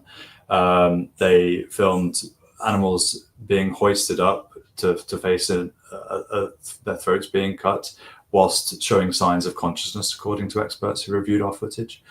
And they showed one instance of a downed cow being electrically prodded over 20 times, which is absolutely heinous violation of the Humane Methods of Slaughter Act. So we sent this off to the USDA. We sent it off to LA District Attorney. Unfortunately, they only cited Manning beef for the non-compliance, for the repetitive stunning. They disagreed with our experts. But, you know, if they'd have been doing their job, I think they would have found these things at the time rather than just reviewing our footage.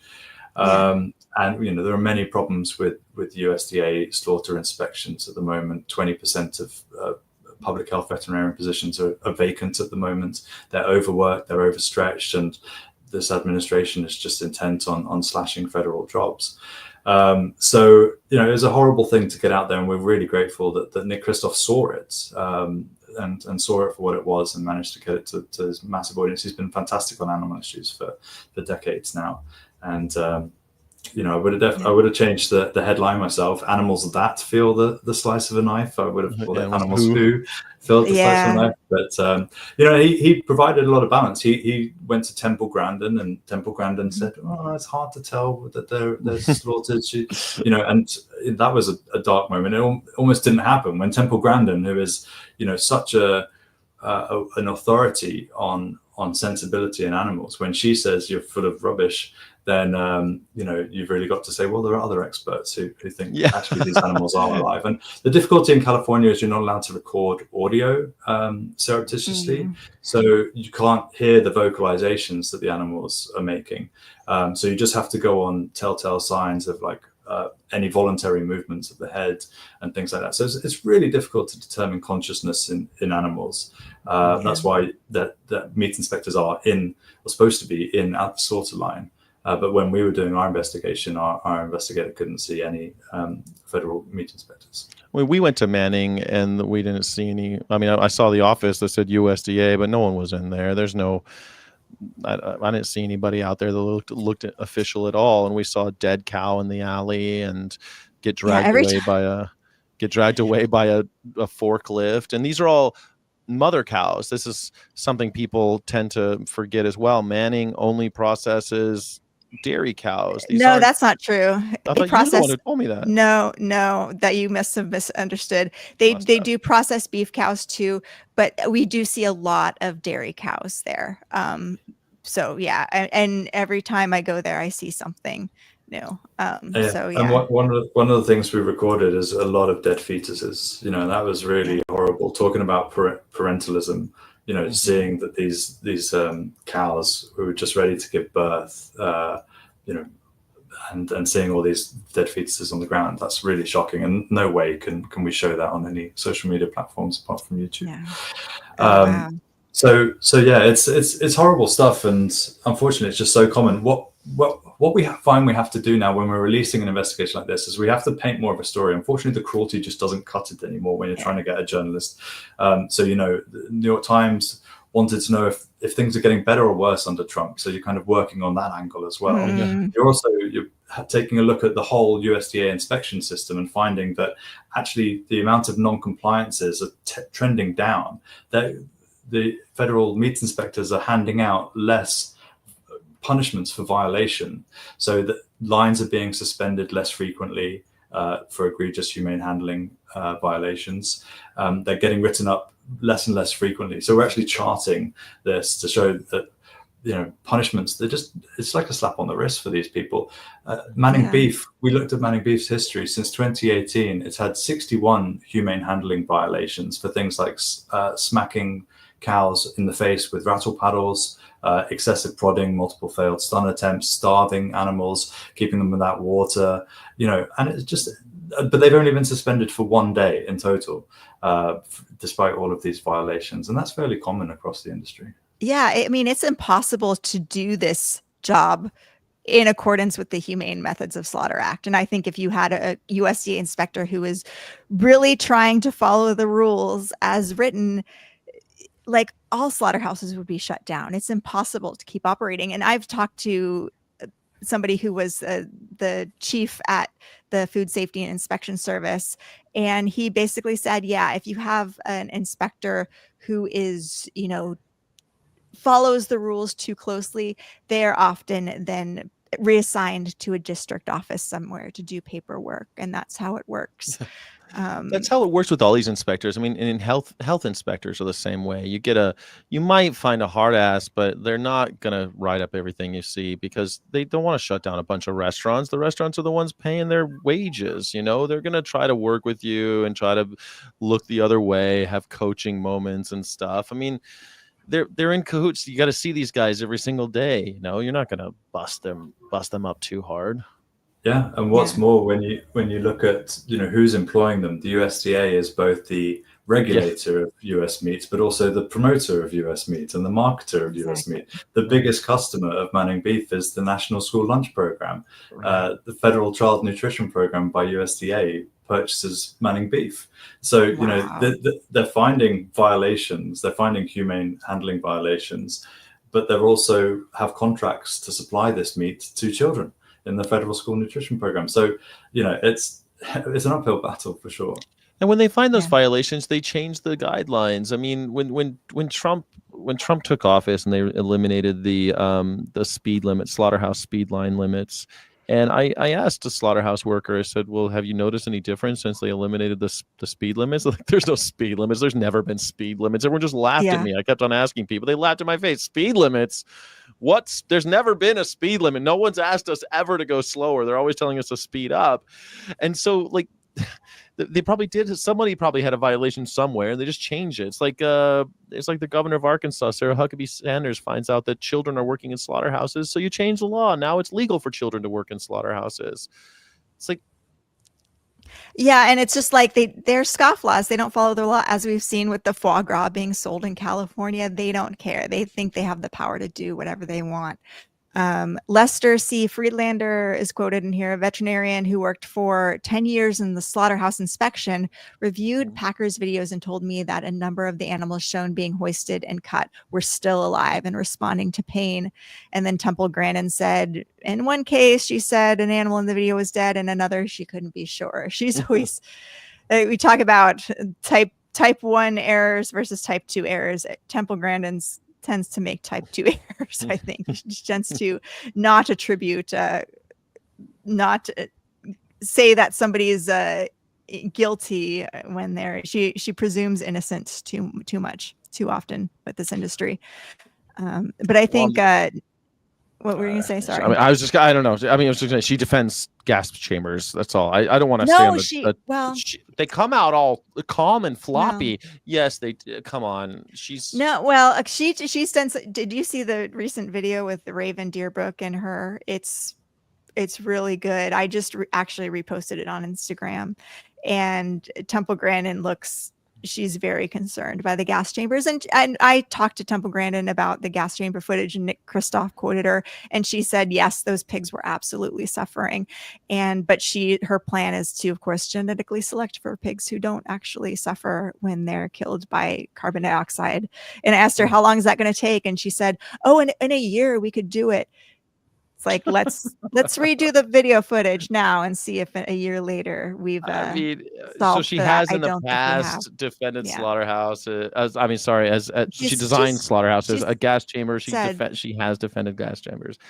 I guess genetically modify the pigs so that they don't have soft and wet tissue that would be affected by gas chambers, I guess that's the solution. Cool. Yeah. Christoph says, what I keep thinking is this: if you torture one animal, you're arrested and considered a psychopath. But if you abuse millions of animals in a systemic industrial process, you're hailed for your business acumen. That's an uncomfortable contradiction at the heart of modern dining. I thought that was great. It's a great line. Yeah. I mean, just the scale of suffering, as we know, factory farming is the biggest cause of animal cruelty by far on the planet. Just reading today the millions of birds who enter scalding hot defeathering tanks while fully conscious, and their faces and bodies swell up to this dark red color. It happens all the time, and it's totally unnecessary. It's bizarre. Yeah, I mean, that's like baked into the cake, isn't it? I mean, you're killing 10 billion chickens a year. They're not all going to get their throats slit before they enter the scalding tanks. Like, it's impossible. So there's a lot to do in the animal movement. How does Animal Outlook choose its campaigns and what you're going to choose to work on? Is it sometimes serendipity? Is it partnering with other groups? How do you get a feel for that? Yeah, great question. So I think we're focused on farmed animals because there's enough to do just in the farmed animal advocacy space, and because it is the biggest cause of suffering. We're a medium-sized organization, so we've got 11 team members, 30 years old, so a lot of expertise, but quite a small team. So I think it is on us to partner with other like-minded groups, ALDF and Legal Impact for Chickens, Humane World. We do a lot of work with those groups. But I think we have that expertise and that experience doing undercover investigations. We do more undercover investigations of US farm animal issues than any other group in the States. What I've been getting the team to do more since I joined 11 months ago is we do these long-term undercover investigations where we have someone in employment at a slaughterhouse or a factory farm, but we also can use that same expertise to do quick non-employment based investigations. So, Crystal, our investigator traveled to Arizona to film a depopulation happening at Hickman's egg farm in Tonopah, Arizona.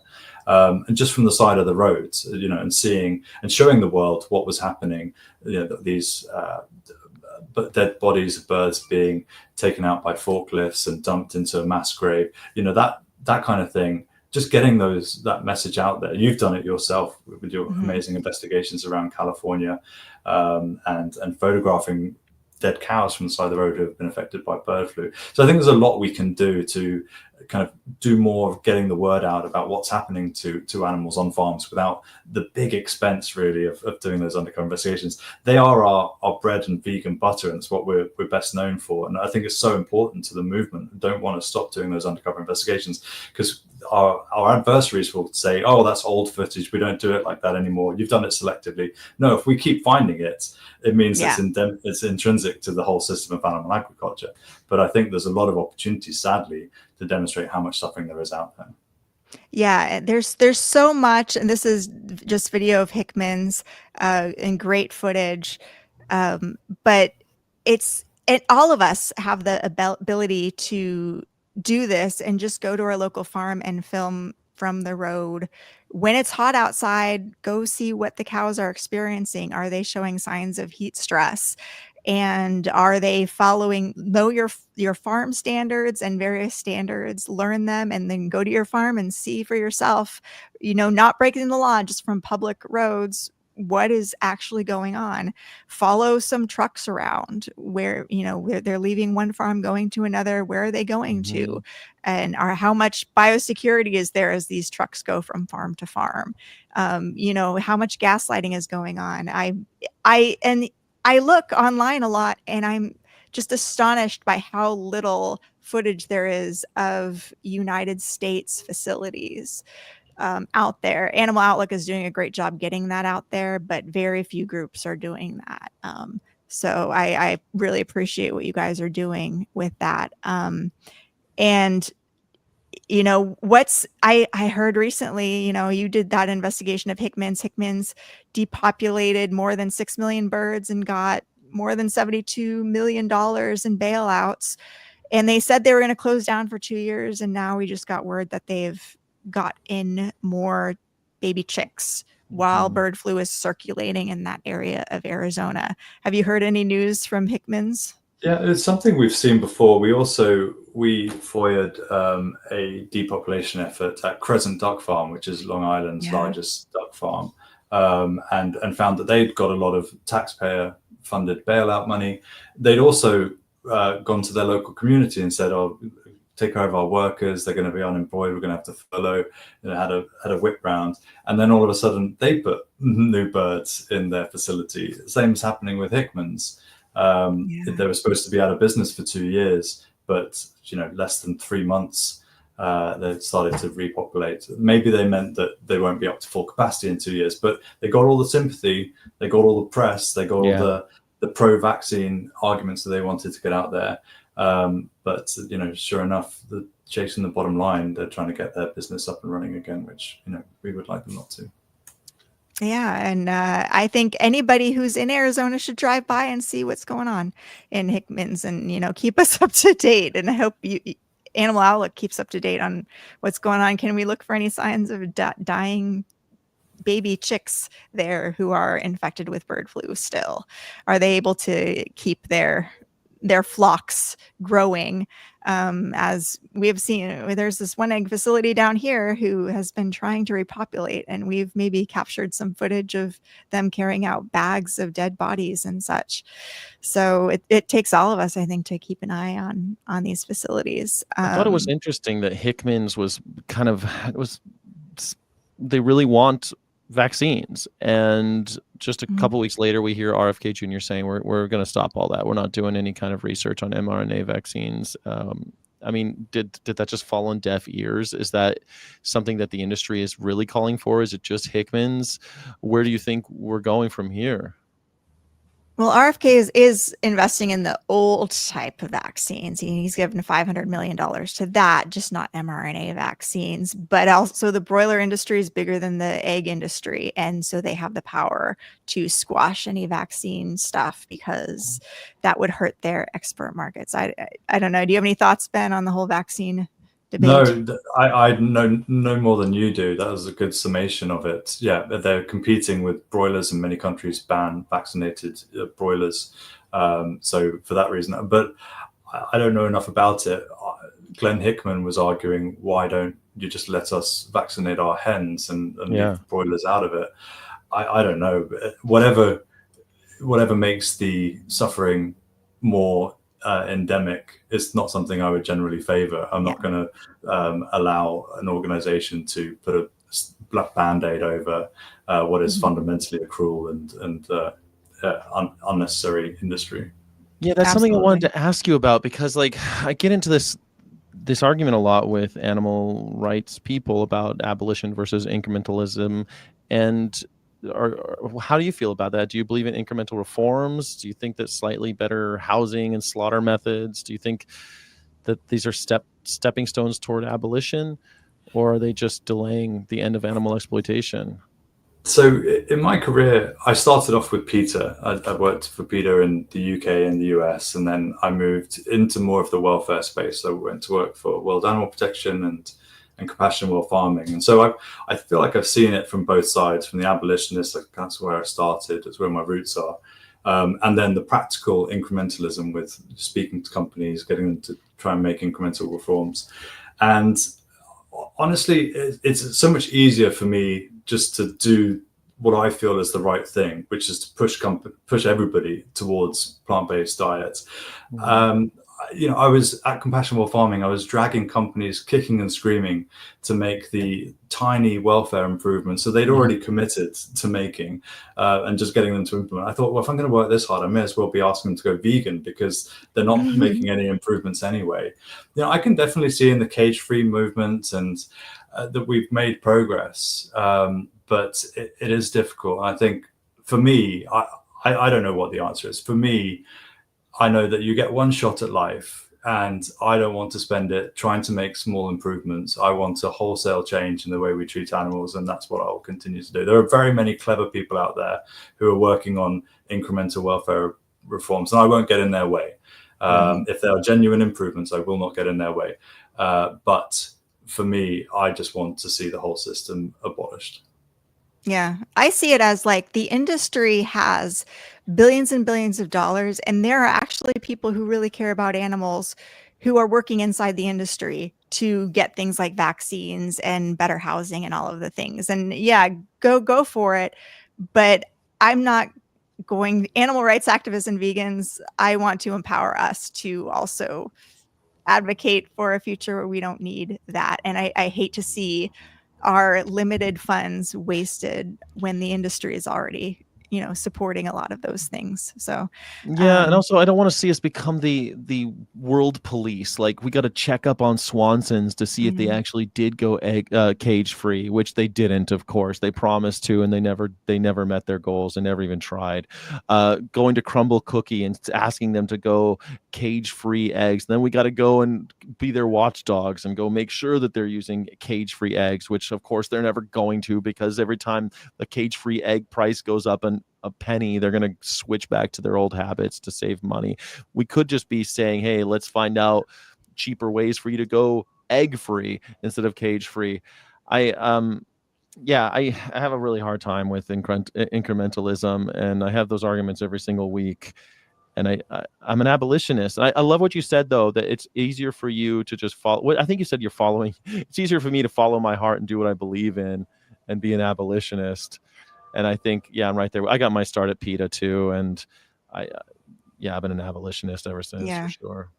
I've talked to so many people who worked for various organizations and animal welfare organizations, and they, thought they were improving things, and they realized, I don't feel authentic doing this work. And so they end up, leaving and doing their own thing. And I think, you have to follow your heart and what your vision for the world is. So I don't want to get in their way, just like you said. I don't want to get in their way. I don't want to poo-poo anybody, but still, man, like it's hard. Follow your heart.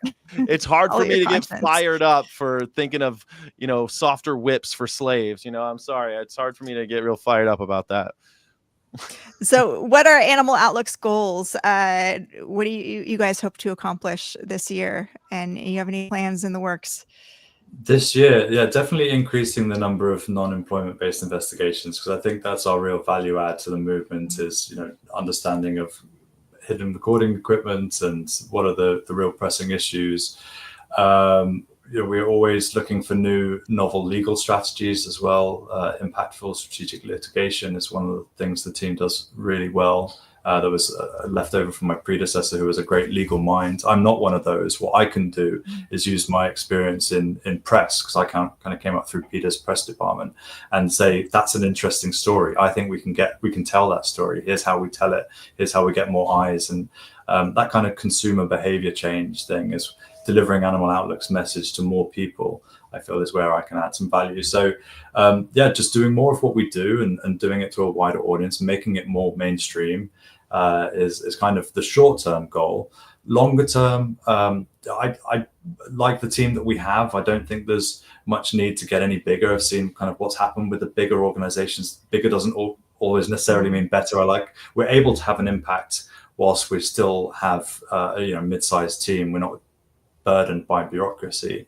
But I think there's still a lot of money that, as you said, that needs to be raised outside of the movement. The pot of money is quite small with animal rights, and it does affect more people. So attracting that kind of wealth from the environmental movement, from the development movement, the Rockefellers, the Bill Gates. I think there's a lot that can be done by attracting people into the animal movement, where it's so tangential to other issues that make are important. Yeah, and your work getting this press attention, I think, is so important to help dismantle public trust and consumer confidence in these industries. And these industries' reputation is the most valuable thing. And if we can, strike at that and harm that, that is kind of one of the best things I think we can do. And I think, if I may pitch a collaboration on the Central Valley dairy industry and the heat wave happening right now and the heat in the summer, I think that the vast majority of Central Valley dairies are not adhering to farm standards. And we can get some footage to show that they are not reducing the pests. More than a quarter of their cows are showing signs of heat stress on these hot days. And they're not mitigating those signs of heat stress. And they are also, on occasion, they are not following the hygiene standards allowed by farm standards. So I think, we got to get more attention on that. And I think the press would be interested. We all hear about, take care of your pets during the hot weather. Well, what about the dairies? Are they doing that? Let's stop this focus on the individual and people accidentally locking their dog in the hot car or walking on hot pavement. And let's look at these $1 million dairy people and what they're doing to their cows. So hopefully, Ben, you mentioned that. I think that would be incredible. Ben, you mentioned your experience in the press, and I wanted to see how do we dismantle this narrative of them like we're just feeding the world? The powerful, they've got a pretty good shtick, right? We're just feeding the world, and these are unnecessary. These are necessary evils. This is just part of it. I'm sure we've seen lots of people in the chat that believe that narrative. We've seen every time we go out and do outreach, you hear that. I even did an anti-vivisection tour with PETA, and I had cattle farmers almost in tears about what they saw in vivisection, but yet the gruesome things that they see every day, that's just necessary. Like, how do we dismantle that, man? Yeah, no, that's a really great question. I mean, the thing that we hear a lot when we do these undercover investigations is the bad apples excuse, right? That this is just a few bad apples. So what we try and do is show that, no, this is the failure of the system. This is the failure of the company, and holding companies, not just, minimum wage workers to account, but the whole system is showing that it's morally bankrupt and that suffering is intrinsic to the system. I think that's what we've got to show people. Our biggest challenge, I think, is just getting past the malaise. You speak to most people, most ordinary people on the street, they don't think about animal welfare. They don't think about it at all. They might know the term organic or, see certified humane and go, yeah, okay, it's humane. I only eat cage-free eggs. Most people don't give it a second thought. And so I think, how do we penetrate that kind of malaise, that wall? There's so much news going on. People are concerned that their relatives are being kidnapped off the street. How do we get through and talk about animals? It's something that I don't have an answer for. What we do have is a lot of opportunity to get it out there, to get more of a word out there, because there's so much suffering that needs to be exposed, and really telling those stories in as many different ways as possible to as many different audiences as possible. That's kind of my theory of change, and really penetrating, so when there is a bird flu or some huge event or an egg crisis, you can get national mainstream attention. It might be tomorrow's chip packets, as we say in the state in the UK. Like the newspapers come in and the news cycle turns quite quickly. But if you're lucky, you'll get a few people along the way to reevaluate their relationship with animals, and that will lead eventually to wholesale systemic change.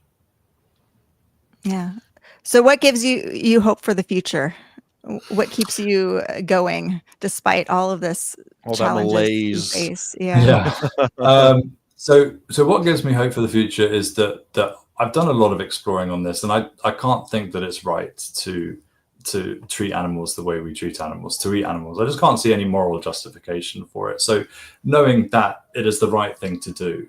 What keeps me going is just the wins that we get, the Harvey's Markets, the Hickman's investigation, the New York Times, the Wild Fought Foods, JBS.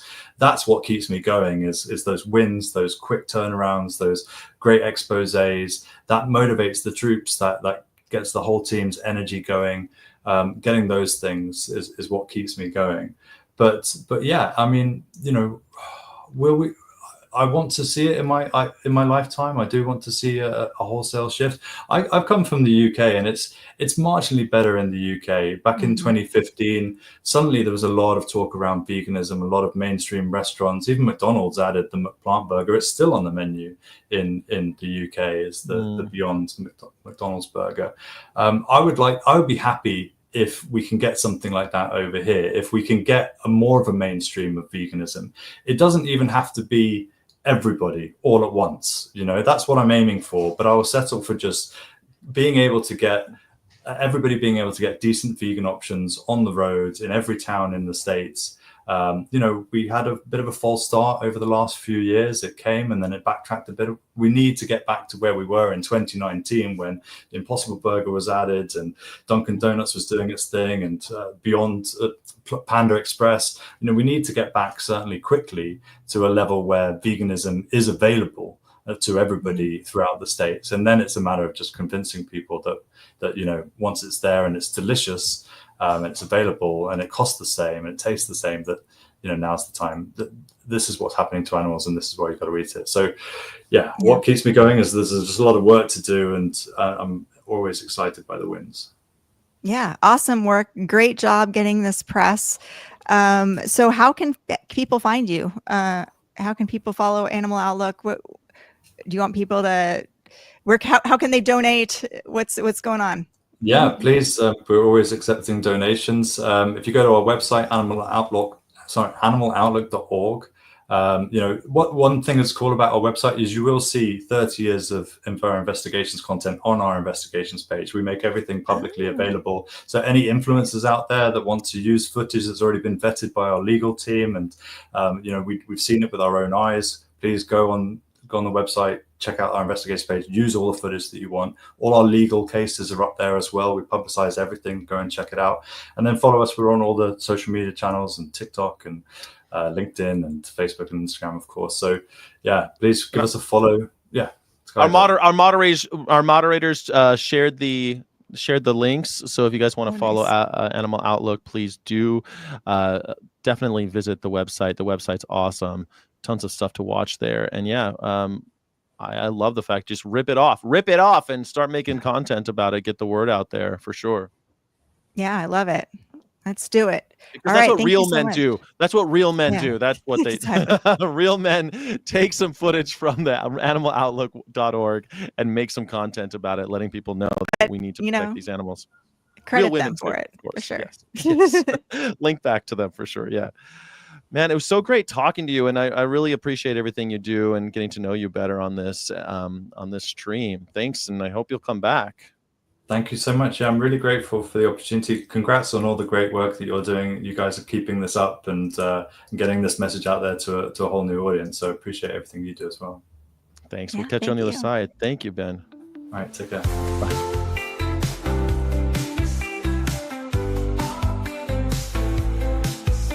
That was inspiring. Yeah.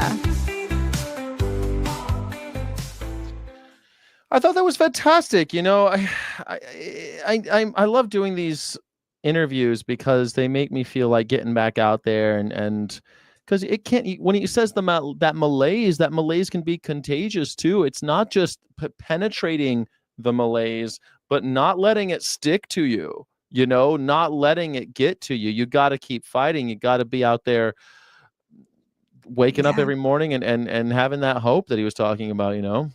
Yeah, don't read the chat. Like, just keep going and doing, and ask yourself, what are you doing today? Who are you partnering with to get investigation footage out there to the media? I think we all should do that. Definitely. So, I mean, what did you think about that? We talk about, I mentioned Crumble Cookie and all that, and I know how you feel about that one. But how do you feel about that? The idea of incrementalism, because sometimes it's hard because we talk about gas chambering pigs, and we're about to put a I was looking at the gas chamber footage again of pigs at the, I think it's Smithfield, right? Is it Smithfield where we have the gas chamber footage? yeah.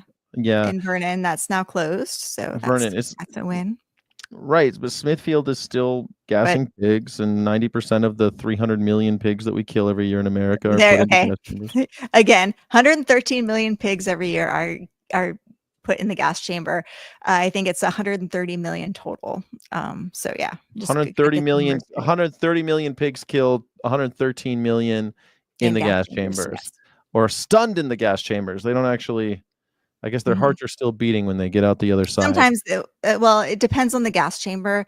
According to the investigator who did that, Smithfield, they were all dead when they left because they used a really high concentration of gas. But yeah, sometimes they're just stunned, but sometimes they're killed. So okay, so a lot of pigs are getting killed by gas chambers, and we're like, hey, gas chambers are bad, but it's not just that gas chambers are bad, it's that we're, owning these animals, that we're using these animals. Can you kind of run us through why we want to show people what's happening with the gas chambers, and that isn't an example of incrementalism, that we're not trying to say, hey, don't just stop using gas chambers? Could you talk about that a little bit? Well, because people have this belief that it's just one bad day and the animals are killed instantly and they die. That's what the industry tells them, that they're treated humanely. Anybody who sees this footage will see that's not true. The industry narrative is not true. It helps dismantle public trust in the industry. And I know a lot of people, who see that on Twitter, they always are like, that's horrifying. They don't want to be a part of that. And they stop eating pork because of it. That gas chamber footage, I think, the most effective outreach tool there is, because it's like, oh no, these animals are treated humanely and killed humanely. Have you seen how they're killed? No, you probably haven't, unless you've seen this footage. And here's how they're killed. And they go, oh my gosh, I had no idea. This is how, and they think, oh, is that just rare? That's not how my humanely raised pork is killed. This is how 113 million pigs are killed in the United States every year. So no, which is almost all of them. It's like 90%. Yeah. Right? So, I mean, I guess I see people in the chat saying, well, my food is important, I should be able to eat what I want. It's like, yeah, you can eat what you want, but you're not able to eat what you want under the current system. None of us are. None of us. Even your chocolate is through child slavery, and you should be pissed about that. And every time you eat meat, because Cargill has a hand in every step of the supply chain, you are enriching Cargill. So even though I eat a vegan diet, I'm still enriching Cargill, but not as much as you are if you eat meat. So, and you should be pissed. They're denying your choice. They are getting wealthy off of you, and they're taking your tax dollars too. You're paying taxes, you're paying it to Cargill, who have $60 billion. Yeah, I guess the answer to someone who says, well, my food's important, though, it's like, well, your food is important, which is exactly why you should be pissed off that they're forcing you to eat this. They're forcing you to eat in this way, and they're treating you like an idiot. Because they know that you're not going to look into it. They know you're not going to see the gas chamber footage. They know you're not going to be just curious enough. You just have to be curious enough to find this stuff, but they know you're not going to be. They're betting that you won't be. Crystal, also, because, it's just something that I've been thinking about too, is that if in 5 years, if you looked back, what do you think is going to shift the paradigm? You think it's going to be it's Bill Gates butter? What's going to shift this paradigm? No. If 5 years from now we look back and let's say we've made some ground. I don't know what this world was going to look like in 5 years. I'm less and less sure every day. I don't know what. I'm inspired reading the veterinary Facebook groups more and more every day.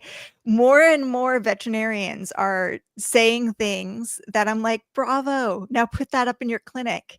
They're just unabashedly, bravely saying things that are critical of the animal-based protein industry, knowing the backlash that they'll face from their people, and they're saying it anyway.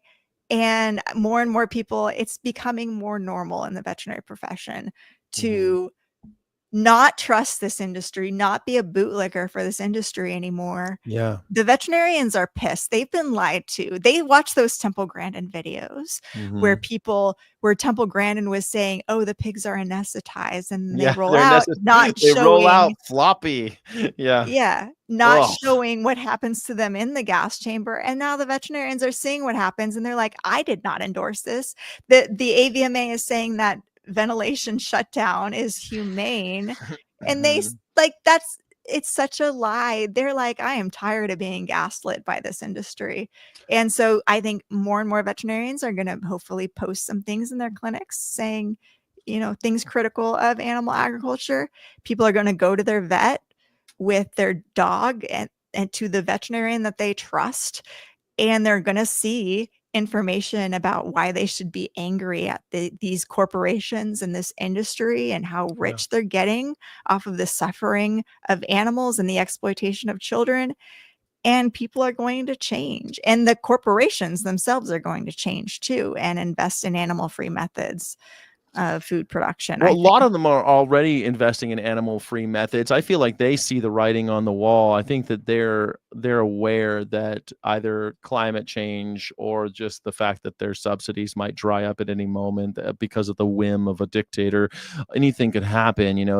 They're hedging their bets. But I love this idea of someone taking a beloved Chihuahua into a veterinarian's office and seeing a poster. They don't need a lecture. They really just need a poster or something in the office that says, like, did your bacon come from a gas chamber?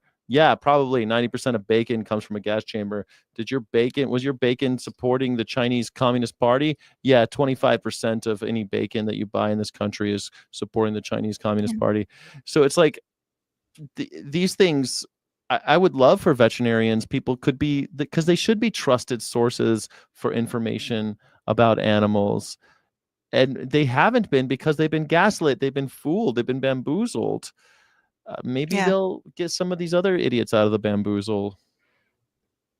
There will always be simps like some of these people in the chat who's saying, I've seen this slaughterhouse footage and I will continue to simp for the industry and be an NPC and give my money over to these corporations. I will continue doing what I'm told. I don't care. This is like these are the people that'll see Donald Trump literally in the Epstein, on the Epstein Island with Jeffrey Epstein. They wish they were on the Epstein Island is the reason. They'll get to that point and they'll still be like, I don't care. Those people, they're hopeless. They're part of a cult. Yeah. And a lot of people, they're just part of it. This is how they were raised, and they're never going to think critically about these things. And they love the fact that there's a disconnect. But man, I wonder, I like this idea that the paradigm is going to shift because the people that we already trust to tell us about animals, maybe they are tired of being gaslit by these industries. I mean, that would be amazing, right? Yeah. Aaron says, vet speaking up for animals is the most normal thing, and I'm happy to see more vets actually doing it. Yeah. There's been some really good Facebook action of vets finally speaking out, and more and more vets. And like, I didn't know you're a vegan. Like, that's awesome. We're all coming together. And are these vets only spaces though, or are lay people? Vets only spaces. Yeah. So we need that to bleed over, Aaron. We can't let them be in the echo chamber where they're only talking to other vets. Like Facebook is big. We need to have them share this stuff on their own personal pages and on the walls of their clinics. Everywhere it needs to be shared. Yeah. And it's sad. So many vets are worried about being bullied and harassed online. And so they keep their social media private and they don't want to, say anything controversial. And there are a lot of vet students now who are like trying to become influencer vet students, but it's like, okay, are you going to be an influencer vet student? And are you going to simp for the industry, or are you going to join us and push back and stand up for the animals? And I think I'd more love and more that, but I mean, I'm afraid that they're going to be like, like so many of these manosphere, like, Ben was talking about these manosphere in his article. So many of them are like, I don't eat Slim Jims. That's disgusting. I eat, the same thing. I eat this Slim Jim that's made out of deer organ meat. Like, that's the stuff they're trying to shill me as a man in America, these influencers. Oh, I'm all about transcendental meditation.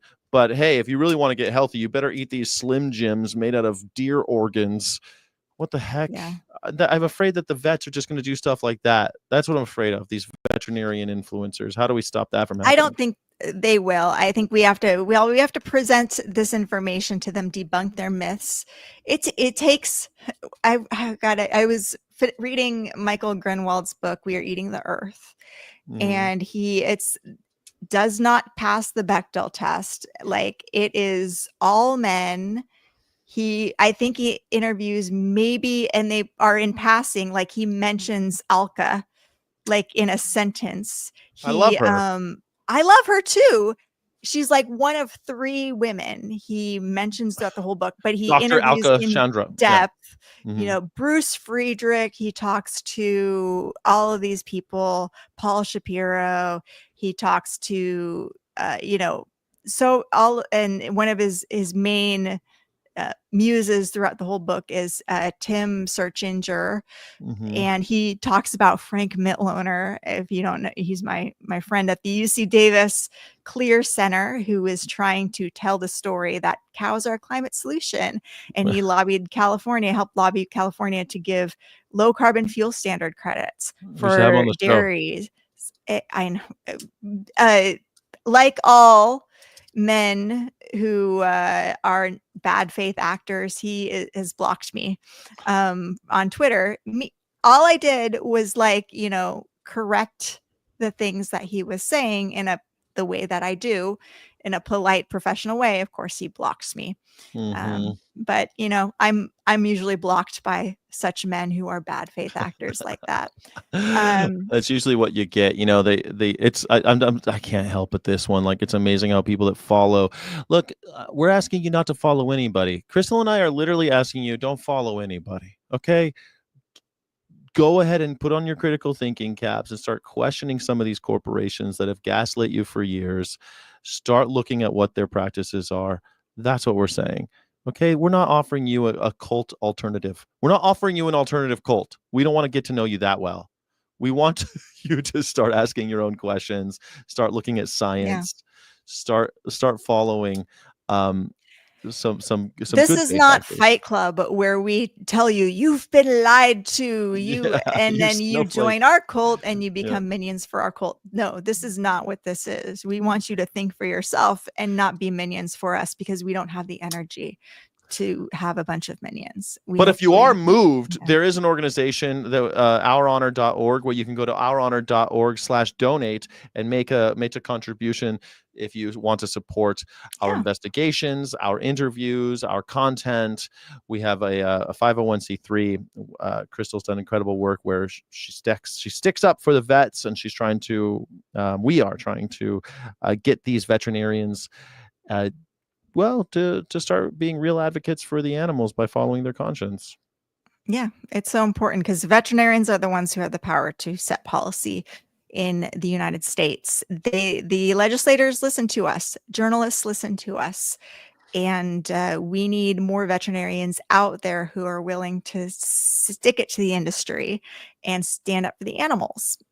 Yeah, totally. And that kind of ties into something I also wanted to ask you, which was, right now we're talking a lot about cultural change, but I know we do support legislative change, but like, where do you think we're going to achieve an animal-free food system? Through legislation primarily, or through cultural change? What do you think? It's hard to say. I look at like what happened with cigarettes, like it's going to be sort of that sort of thing. It has to be something that's taboo, but there also has to be support for bans on advertising, and there has to be support for taxes. We have to understand, we have to teach people what the externalities of this are.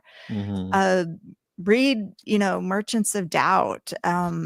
We can't. You're We going to have try to get people to read? Come on, I know. Crystal. I guess You're that's trying not. to I have to summarize it read for a you. book. You're not going to get these. You're not going to get the same dominant way culture to read a book. we got people to vilify trans fats and olestra.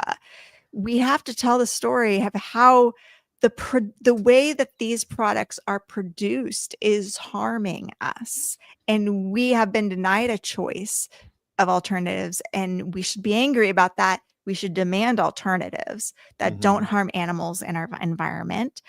And we should also like normalize a diet, and we need influencers to do this. A lot of influencers helped advance this carnivore agenda, but we need more influencers to be like, no, I only eat plants, I eat lentils. This is how I don't want any seed oils in my diet. I don't want anything, and I'm healthy and I eat this diet that doesn't include animal products, because animal products are full of microplastics and they harm the environment, and they're spreading H5N1 everywhere, and these companies are getting bailed out. So I'm angry about all of that, and I don't want anything to do with that. Count me out of it. But I can also eat a high protein, nutritious diet and get swole without having to eat any processed crap. And I'm healthier, and I'm demanding that more fast food restaurants put whole foods, high protein meals that aren't processed on their menus. Like, let's support lentils, let's support beans, let's support nuts, let's support kale salads with lots of hummus on it. That's what I want to eat. And this is why I don't go out anywhere, because there's a lot of the menus don't have what I want to eat on them. They have like very oily stuff that's processed and fake meat, and I don't want any of that. I do think there's something to be said about being self-reliant. I believe in individualism, and I want to be self-reliant. I don't like going to restaurants and having other people cook for me unless it's, I'm in a jam, I'm traveling or something.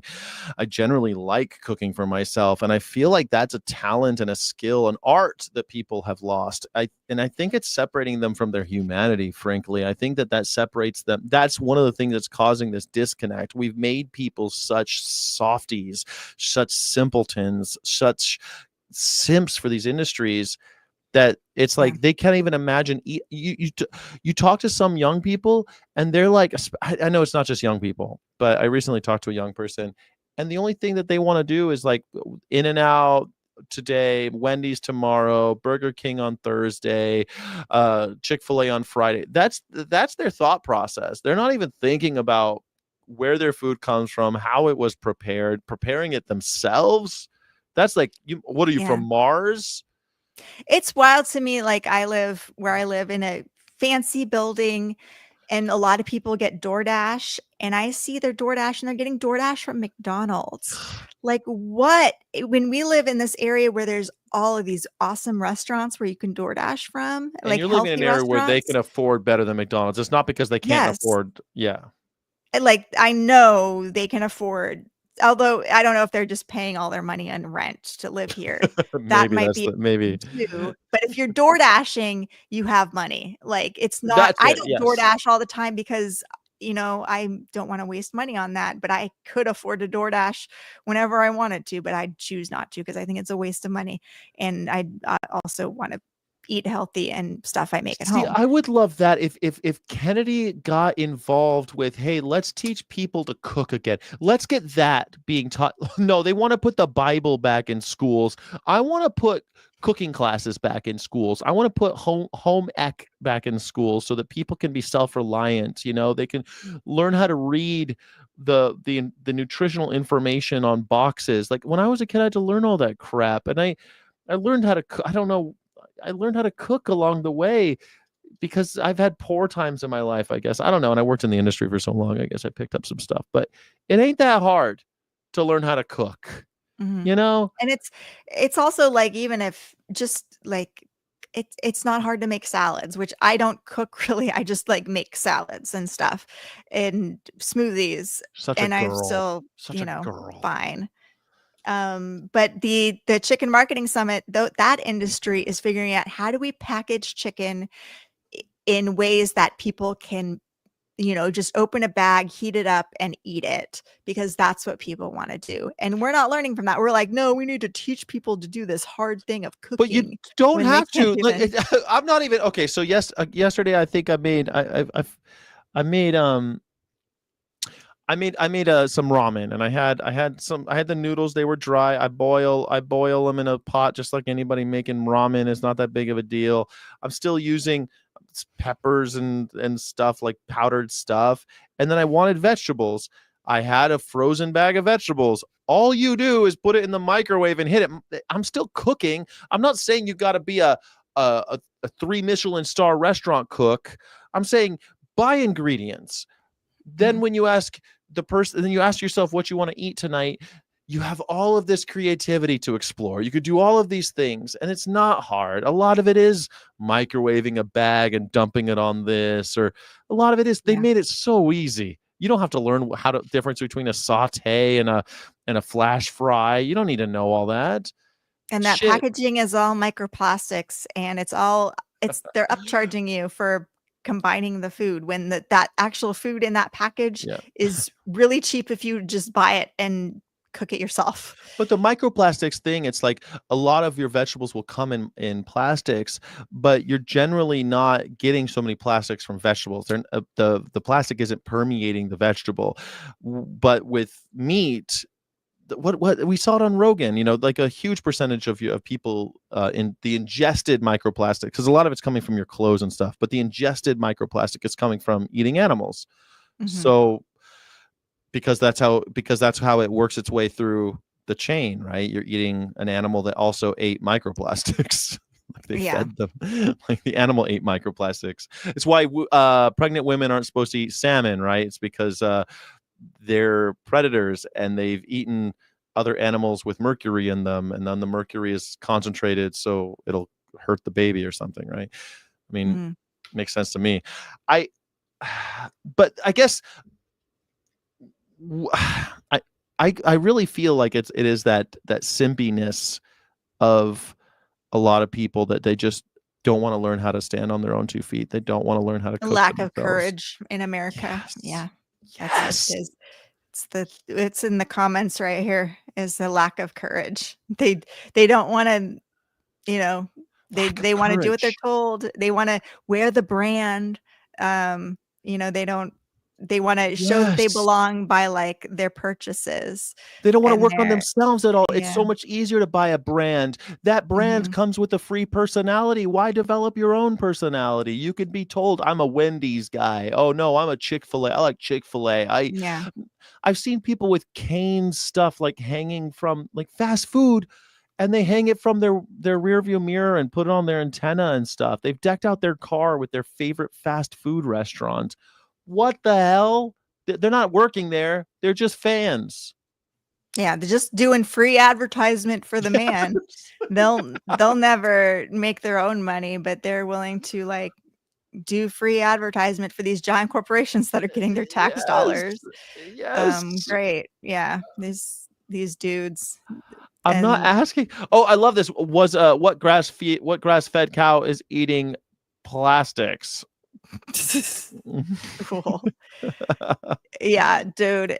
The vast majority of what cows are eating is not grass. The plastics get ground up. There's garbage in these fields. They put it in it's all pelletized, and it's in the salad. It's everywhere. Like, and especially pigs, they just feed garbage to.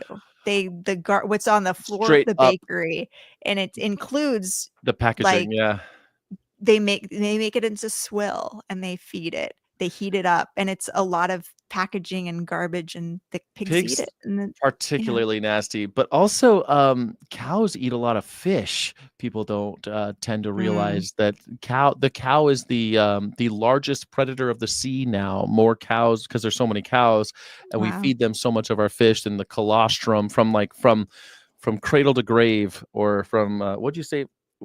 From farrow to what was the thing you say for pigs? You call it from farrow to finish. From farrow to finish. What a horrible term. From farrow to finish. I wonder if there's a cow equivalent term.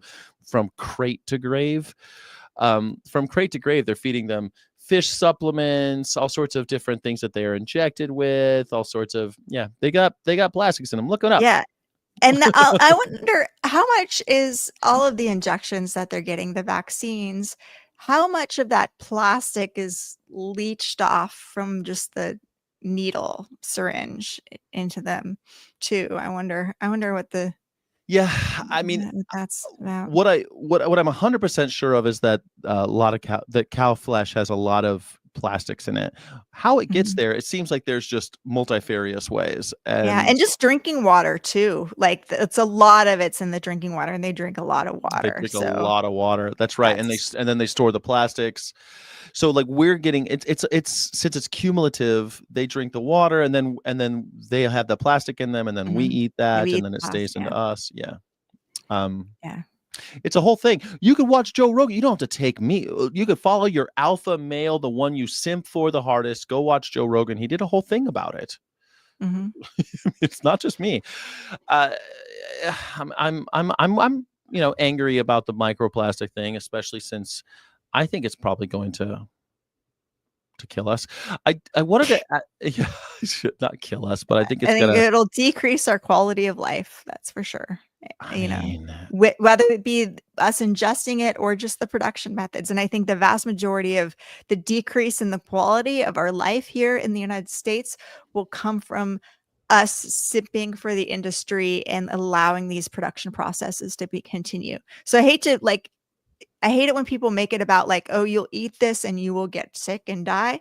It's like, no, the production methods are decreasing our quality of life. They're harming our air.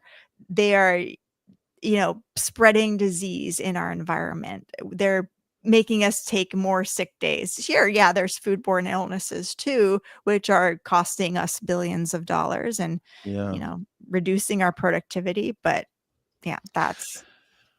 So we talked a lot about how the industries are kind of propagandizing masculine experience in America, but I didn't want you to roll your eyes too much while we were talking about that. And you mentioned that you eat a lot of salads, and immediately I was thinking, and I said that joke. I was just joking. You're such a girl, but like I eat salads too. I love salads. I make high protein salads. I make salads for my girl and me, and I cover mine with soy curls, so I get a bunch of protein when I eat the salads, or we make a bunch of tofu and make a tofu salad. It's fantastic.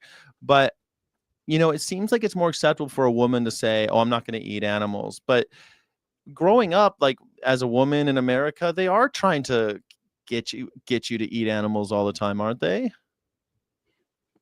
I don't know. Are they? I honestly, You're the woman. I'm asking you as an expert. I don't know. I hear lots of women say like people are trying to get them to have children. I've never had that experience because I think anybody who sees me is like, please don't give birth, don't procreate.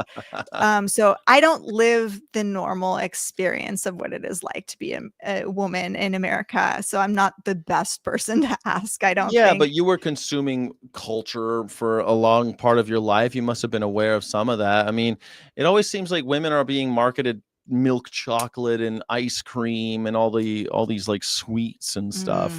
I mean, do you feel like that seems to be very, even though I see men eating ice cream and eating chocolate just as much as women, but women seem to be like they'll free advertisement for they seem to simp hard for that portion of the organ, it seems that way to me. Like, oh my God, chocolate. Oh my God, chocolate's so good. Always talking about chocolate on the internet and the influencers. And oh my God, this ice cream. I got to get this, tons of milk in my coffee, whatever those frappuccinos and stuff. It seems to be like they go to Starbucks and they got to have this big creamsicle as a Oh my drink. God, I cannot stand those like I don't get it. milkshake things. I Like, don't get it. why would you eat that? Like, do you know like how hard you will have to work out in order to burn those calories? 800 And you'll calories or something. feel awful. Like, that's the thing. Yeah. Whenever I eat anything that's sugary, I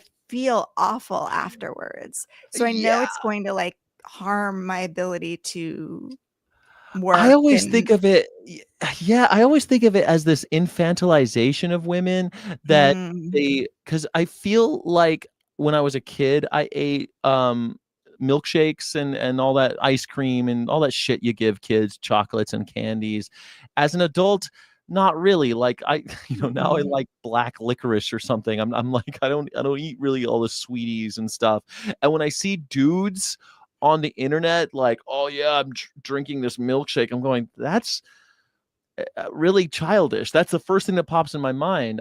Before I think of it as like, that's an animal and that mother was raped, blah, blah, blah. I think of, well, that's a real childish thing to do. Like, you're still eating the same thing that you ate when you were 10 at McDonald's. You're eating the same thing. You're not supposed to eat the same thing. And I'll go to vegan restaurants and I'll see they have like the milkshakes on the menu. And I always am like, I should get that because but then I'm like, I know I'm going to feel awful afterwards. So I don't. I don't know, is maybe that a way to also keep women down and not productive by giving us all of this sugar? Well, I think that's part of it, but it's also, I think that there's so much like, man, I feel that there's a big infantilization of the American experience, that everyone wants to be Peter Pan, and that they and the little boys never want to grow up. They just want to keep eating McDonald's. But I feel like it's worse on women. Like, it's almost completely acceptable to act like, behave like, and be marketed to like a child. And interesting, yeah. And the men are going, no, we're real men, trust us. And then Joe Rogan eats the same McDonald's. But like the women, we make more money than the men in a lot of cases. Yeah. Although we still don't have access to capital. We still don't. We can, like, our salaries are higher, but we don't have the wealth that men have. We don't have the property. It's been shown that parents are more likely to like pay for the college education for their boys than their girls. So we have more student loan debt, but we are in some cases earning higher salaries. We're getting higher degrees and all of this stuff. Well, yeah, I saw Jasmine Crockett made this interesting thing because once again, Donald Trump said that she should take an IQ test like he had to, which he never did. They have to take a cognitive ability test that just determines whether or not you have dementia, whether or not you're completely crazy. You have to take that test as president. You don't have to take an IQ test, unfortunately. But he called her Jasmine Crockett, representative from Texas, African-American woman. Yeah, I know her. Yeah. Sorry, I know you probably did, but I was just trying to I know. No, I'm just saying that she's a person you all should know and follow. Yeah, she's a person everyone should know. Yes. And she's controversial, and I think she said some controversial things. Some things I like, some things I don't like a lot of humans. And this isn't really defending her, but I saw an interview with her because Trump has this week again said that she's a low IQ individual and she should take an IQ test, which is, I think, a very racist thing to say, but that's neither here nor there, because she said it's about also, I'm a woman. I have more earned degrees than he does. I have an advanced degree. I have had to earn all of I didn't get into school because anybody let me. I had to earn that. No, I didn't have rich parents that could get me all the classes and all the tests and all the prep. I didn't have any of those advantages, and I still had to earn it all. And this person's telling me I have to get an IQ test. And I feel like that is a very common experience for women. Like, they'll have a more advanced degree in a field that's relevant and still Literally, funders will give men money based on their potential, and they give money to us based on what we've actually accomplished. Mm-hmm. It's and they give opportunities to men based on their potential, but we have to prove ourselves first before we're given any of these opportunities. So Yeah, that's how it is. it is. Yeah. Do you think? Well, I was going to ask you if you, you're in LA and have things died down? You mentioned getting arrested, and I wanted to ask you when Ben left, if are the armies still there? Is everyone still? Is everything okay? They're still in the streets? Yeah, and it's they are doing this nonstop demonstration outside of the Metropolitan Detention Center, and people are getting arrested still, and they call it the music festival, because if you call it a protest, it's the algorithm doesn't like that on the Twitter machine, so they call it music festival, the LA Music Festival. LA It's been Music nonstop, Festival. but it's also makes me think, okay, we have people mobilized who are nonstop protesting outside the LA Detention Center for weeks now, 24/7. Mm-hmm. What has that gotten us? And there's no press attention on this. And it's disturbing that there's no press attention on this, and just like giving an update, like, day 28 of the nonstop protest outside of the Metropolitan Detention Center, and this many people were arrested. It should be like in every newspaper, but it's not. It should be. You're so right. I watch many different news outlets every day, and the only one I ever see doing that is Rachel Maddow. She'll say, okay, this is a protest happening in this city, happening in this city, happening, and she'll show all different protests happening all over. And she's the only one I see reporting it. I don't see any. And nobody says how many people were arrested today or anything like that. Nothing like that. How many people are in the detention center in LA that have committed no crimes? I'd love to know that. I don't even know who's in there. It's 1,000 beds, right? I want to know who's in there, but we have no way of knowing. We should have a list of who's in there and what they're in for. Like, where's the journalism? They're being but we can't rely on journalists to do this for us. Not anymore. I know we're all burdened with trying to break the news and doing FOIAs and doing on the ground investigations. Mm-hmm. But there's so much press, so much attention on this now, and yet who's doing FOIAs of the Metropolitan Detention Center to find out who's inside there, and who's going to the police station to document how many people are arrested and letting us know. I feel like we show video footage, but nobody's doing the in-depth investigation work that we know we can't rely on the media to do. So maybe we need, and that's another thing that I saw the other day on TikTok, was everybody out there and everybody's doing their own live stream out there. Mm-hmm. And it's like, is anybody actually demonstrating, or is everybody just out there being an influencer? Is anybody going home and doing the homework?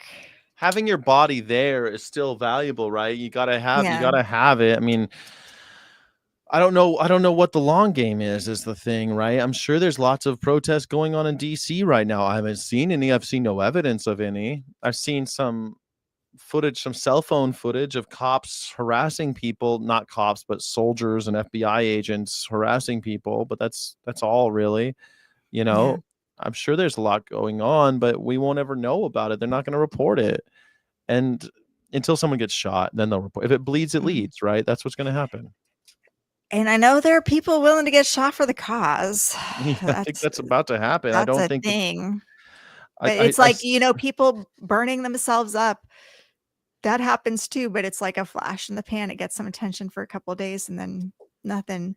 And you don't want to be that person who's just going to be the flash in the pan and then it's going to be forgotten. You want to make some press that's going to withstand the test of time and going to actually result in policy change. So what are we going to, and we have to get together with our community members and figure this out for ourselves and mobilize ourselves. Once this machine gets going, it's difficult. There were lots of protesters during Nazi Germany time. I always mention Sophie Scholl. She tried to get it out that she had pamphlets and booklets that she would, because eventually they started rationing ink and controlling who can access printing presses.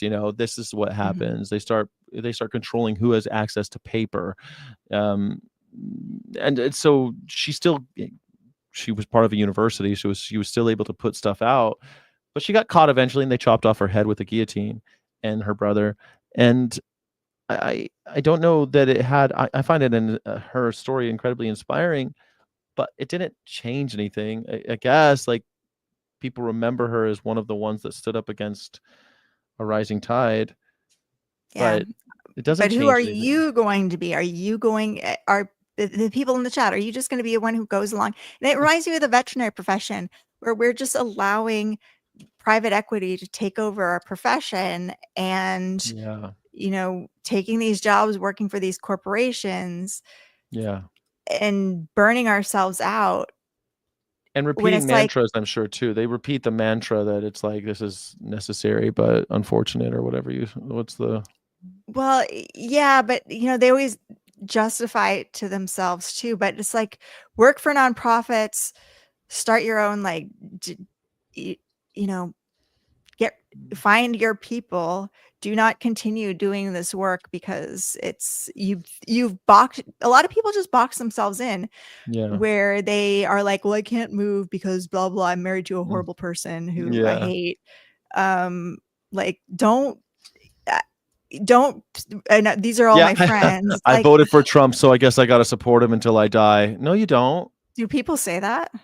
People, I mean, it's clear what's happening, right? Like, I never in my whole life remember anybody calling themselves a Bush supporter or a Clinton supporter outside of the election. Like, you support them as they get elected, and once they're elected, you're like, okay, now it's time for you to do it. You're not their supporter anymore. You're just a guy who voted for them. We're all Americans, and this is a very different vibe. Like, having Trump supporter, I think it's I don't think these people in the chat are not real people. We can't say that these are like normal people out there in the community. So talk to real, actual people, not just people online. That is different. But it is also, I see the people I talk to have convinced themselves that they can't move, they can't divorce their husband who hates them, because of the kids. They've got themselves boxed in somehow. Get yourself out of it, and you can start today getting yourself out of this box. Your kids will be 18 soon. You can move. That's what I'm trying to do every day, is tell people to get out of their box, start asking questions, but they'll just repeat the same lies that they've heard over and over again, like crossing a border is illegal. It's okay. They don't want to hear that most of the people who are incarcerated in places like Metro, they presented themselves at borders legally. They entered the country legally. They were tricked into going to court hearings, and then they were surprised your case has been dismissed and you're under arrest. Like, these people were here legally, and now they're in concentration camps. And you get to the point where you're going, well, if you're just going to repeat the lie over and over again, I think that's what they've told a lie so many times, they can't imagine it otherwise. People like veterinarians or accountants, I hear this all the time. People that are like, well, I put 20 years in and can't stop now. This is it. And this is what. Yeah. And those people don't matter because they're not influencing policy. So any of those people who are just like living their lives, NPCs, don't even waste your energy. I mean, talk to them so you get the vibe of what people are dealing with in the world, but they're not ultimately influencing policy. Yeah. We have to like engage more with the people who are actually affecting policy and get down to what they believe. And that means, when was the last time you emailed your representatives and engaged in a dialogue? And have you met with your representatives? And have you gone to a city council meeting? And are you Are you signing up to be on a committee in your city council? Doing stuff like that can actually influence change rather than waste, like 80-20 principle. What are you wasting your time doing? Talking with people online who don't actually affect policy, worrying about what NPCs in the chat say, or are you actually like talking to people who are doing something and working with them and supporting them in affecting policy change? And we all have to ask those of us who have the ability to free up our time and work on these things should be focusing on energy on the people who matter. But the stuff you're talking about, Crystal, is not freeing up. You don't have to free up time to email your representative. You don't have to free up time to make a phone call. But NPCs aren't going to affect policy. You're right. You're right. But don't matter. But you're right. I haven't called any of my representatives in a couple weeks. So I'm gonna do that. And also I've been meaning to go to a city council meeting since I've lived in this house, and I haven't. I keep on looking it up and not going. But I need to go. You're right. It's a thing to do on like a Thursday evening. That's usually when they do it, is like a Tuesday or a Thursday, and you can just go. It's a thing. And look for vacancies on commissions and contact your city council member and see if they'll appoint you onto one of those commissions. Yeah, I mean, this sounds fantastic. I think that this is exactly right. I want to do that for sure. I love it. Yeah. Crystal, what about this week? Are we doing FOIA Friday? I don't got much. I mean, I think we will. I'm going to talk to a guest and see if it's only an hour. If they want to join us on that, or afterwards. I have to see what works out for their time. Hopefully, I'll get some more FOIAs in. But have you drafted a FOIA this week? And if you haven't, you certainly should. I haven't this week yet, but I've been looking at my old FOIAs because I want to share them in our FOIA chat. You asked me to share them in the FOIA chat, and I'm like, well, am I going to take screenshots? I'm going through like all my old FOIA copy emails. And paste so that they can copy and paste it and make their own FOIAs from it.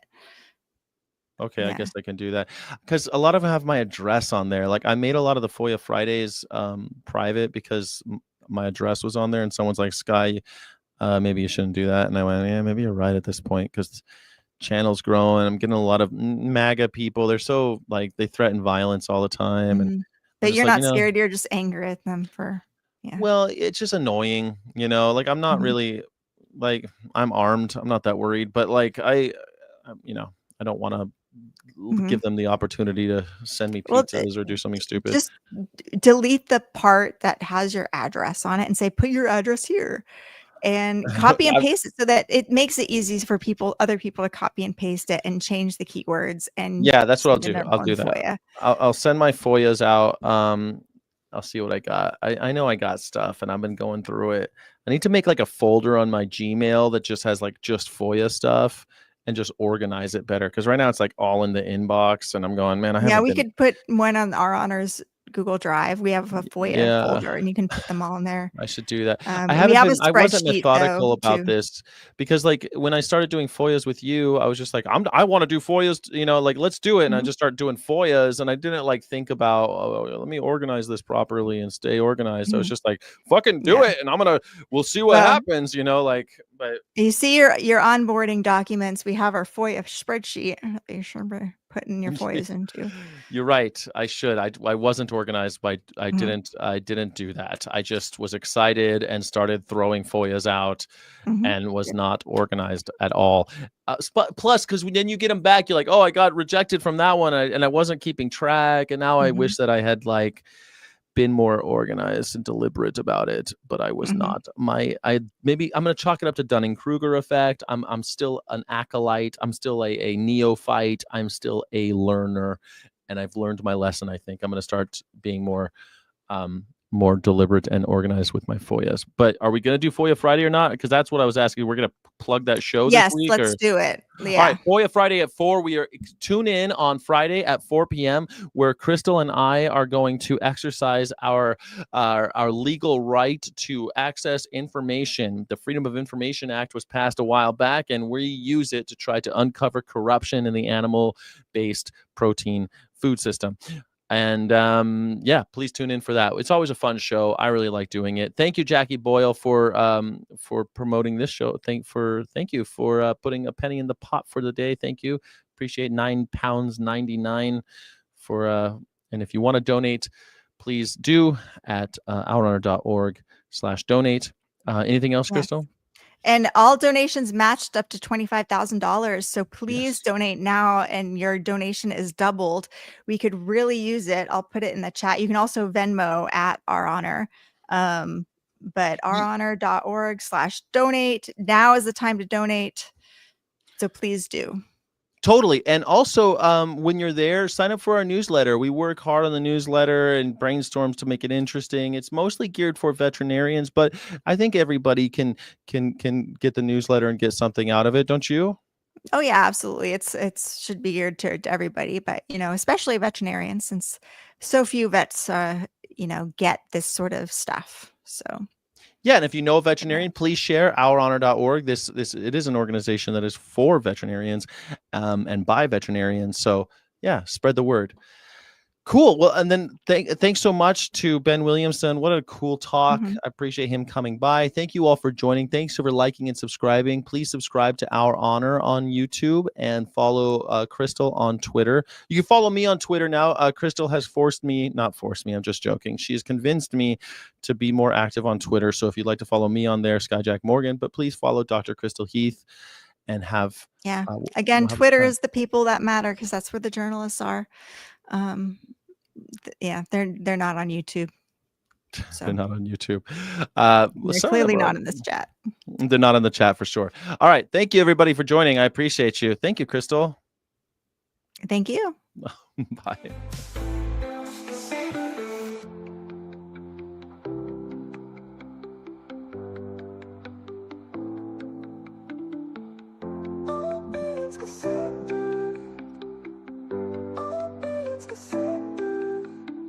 That's my favorite part of the song.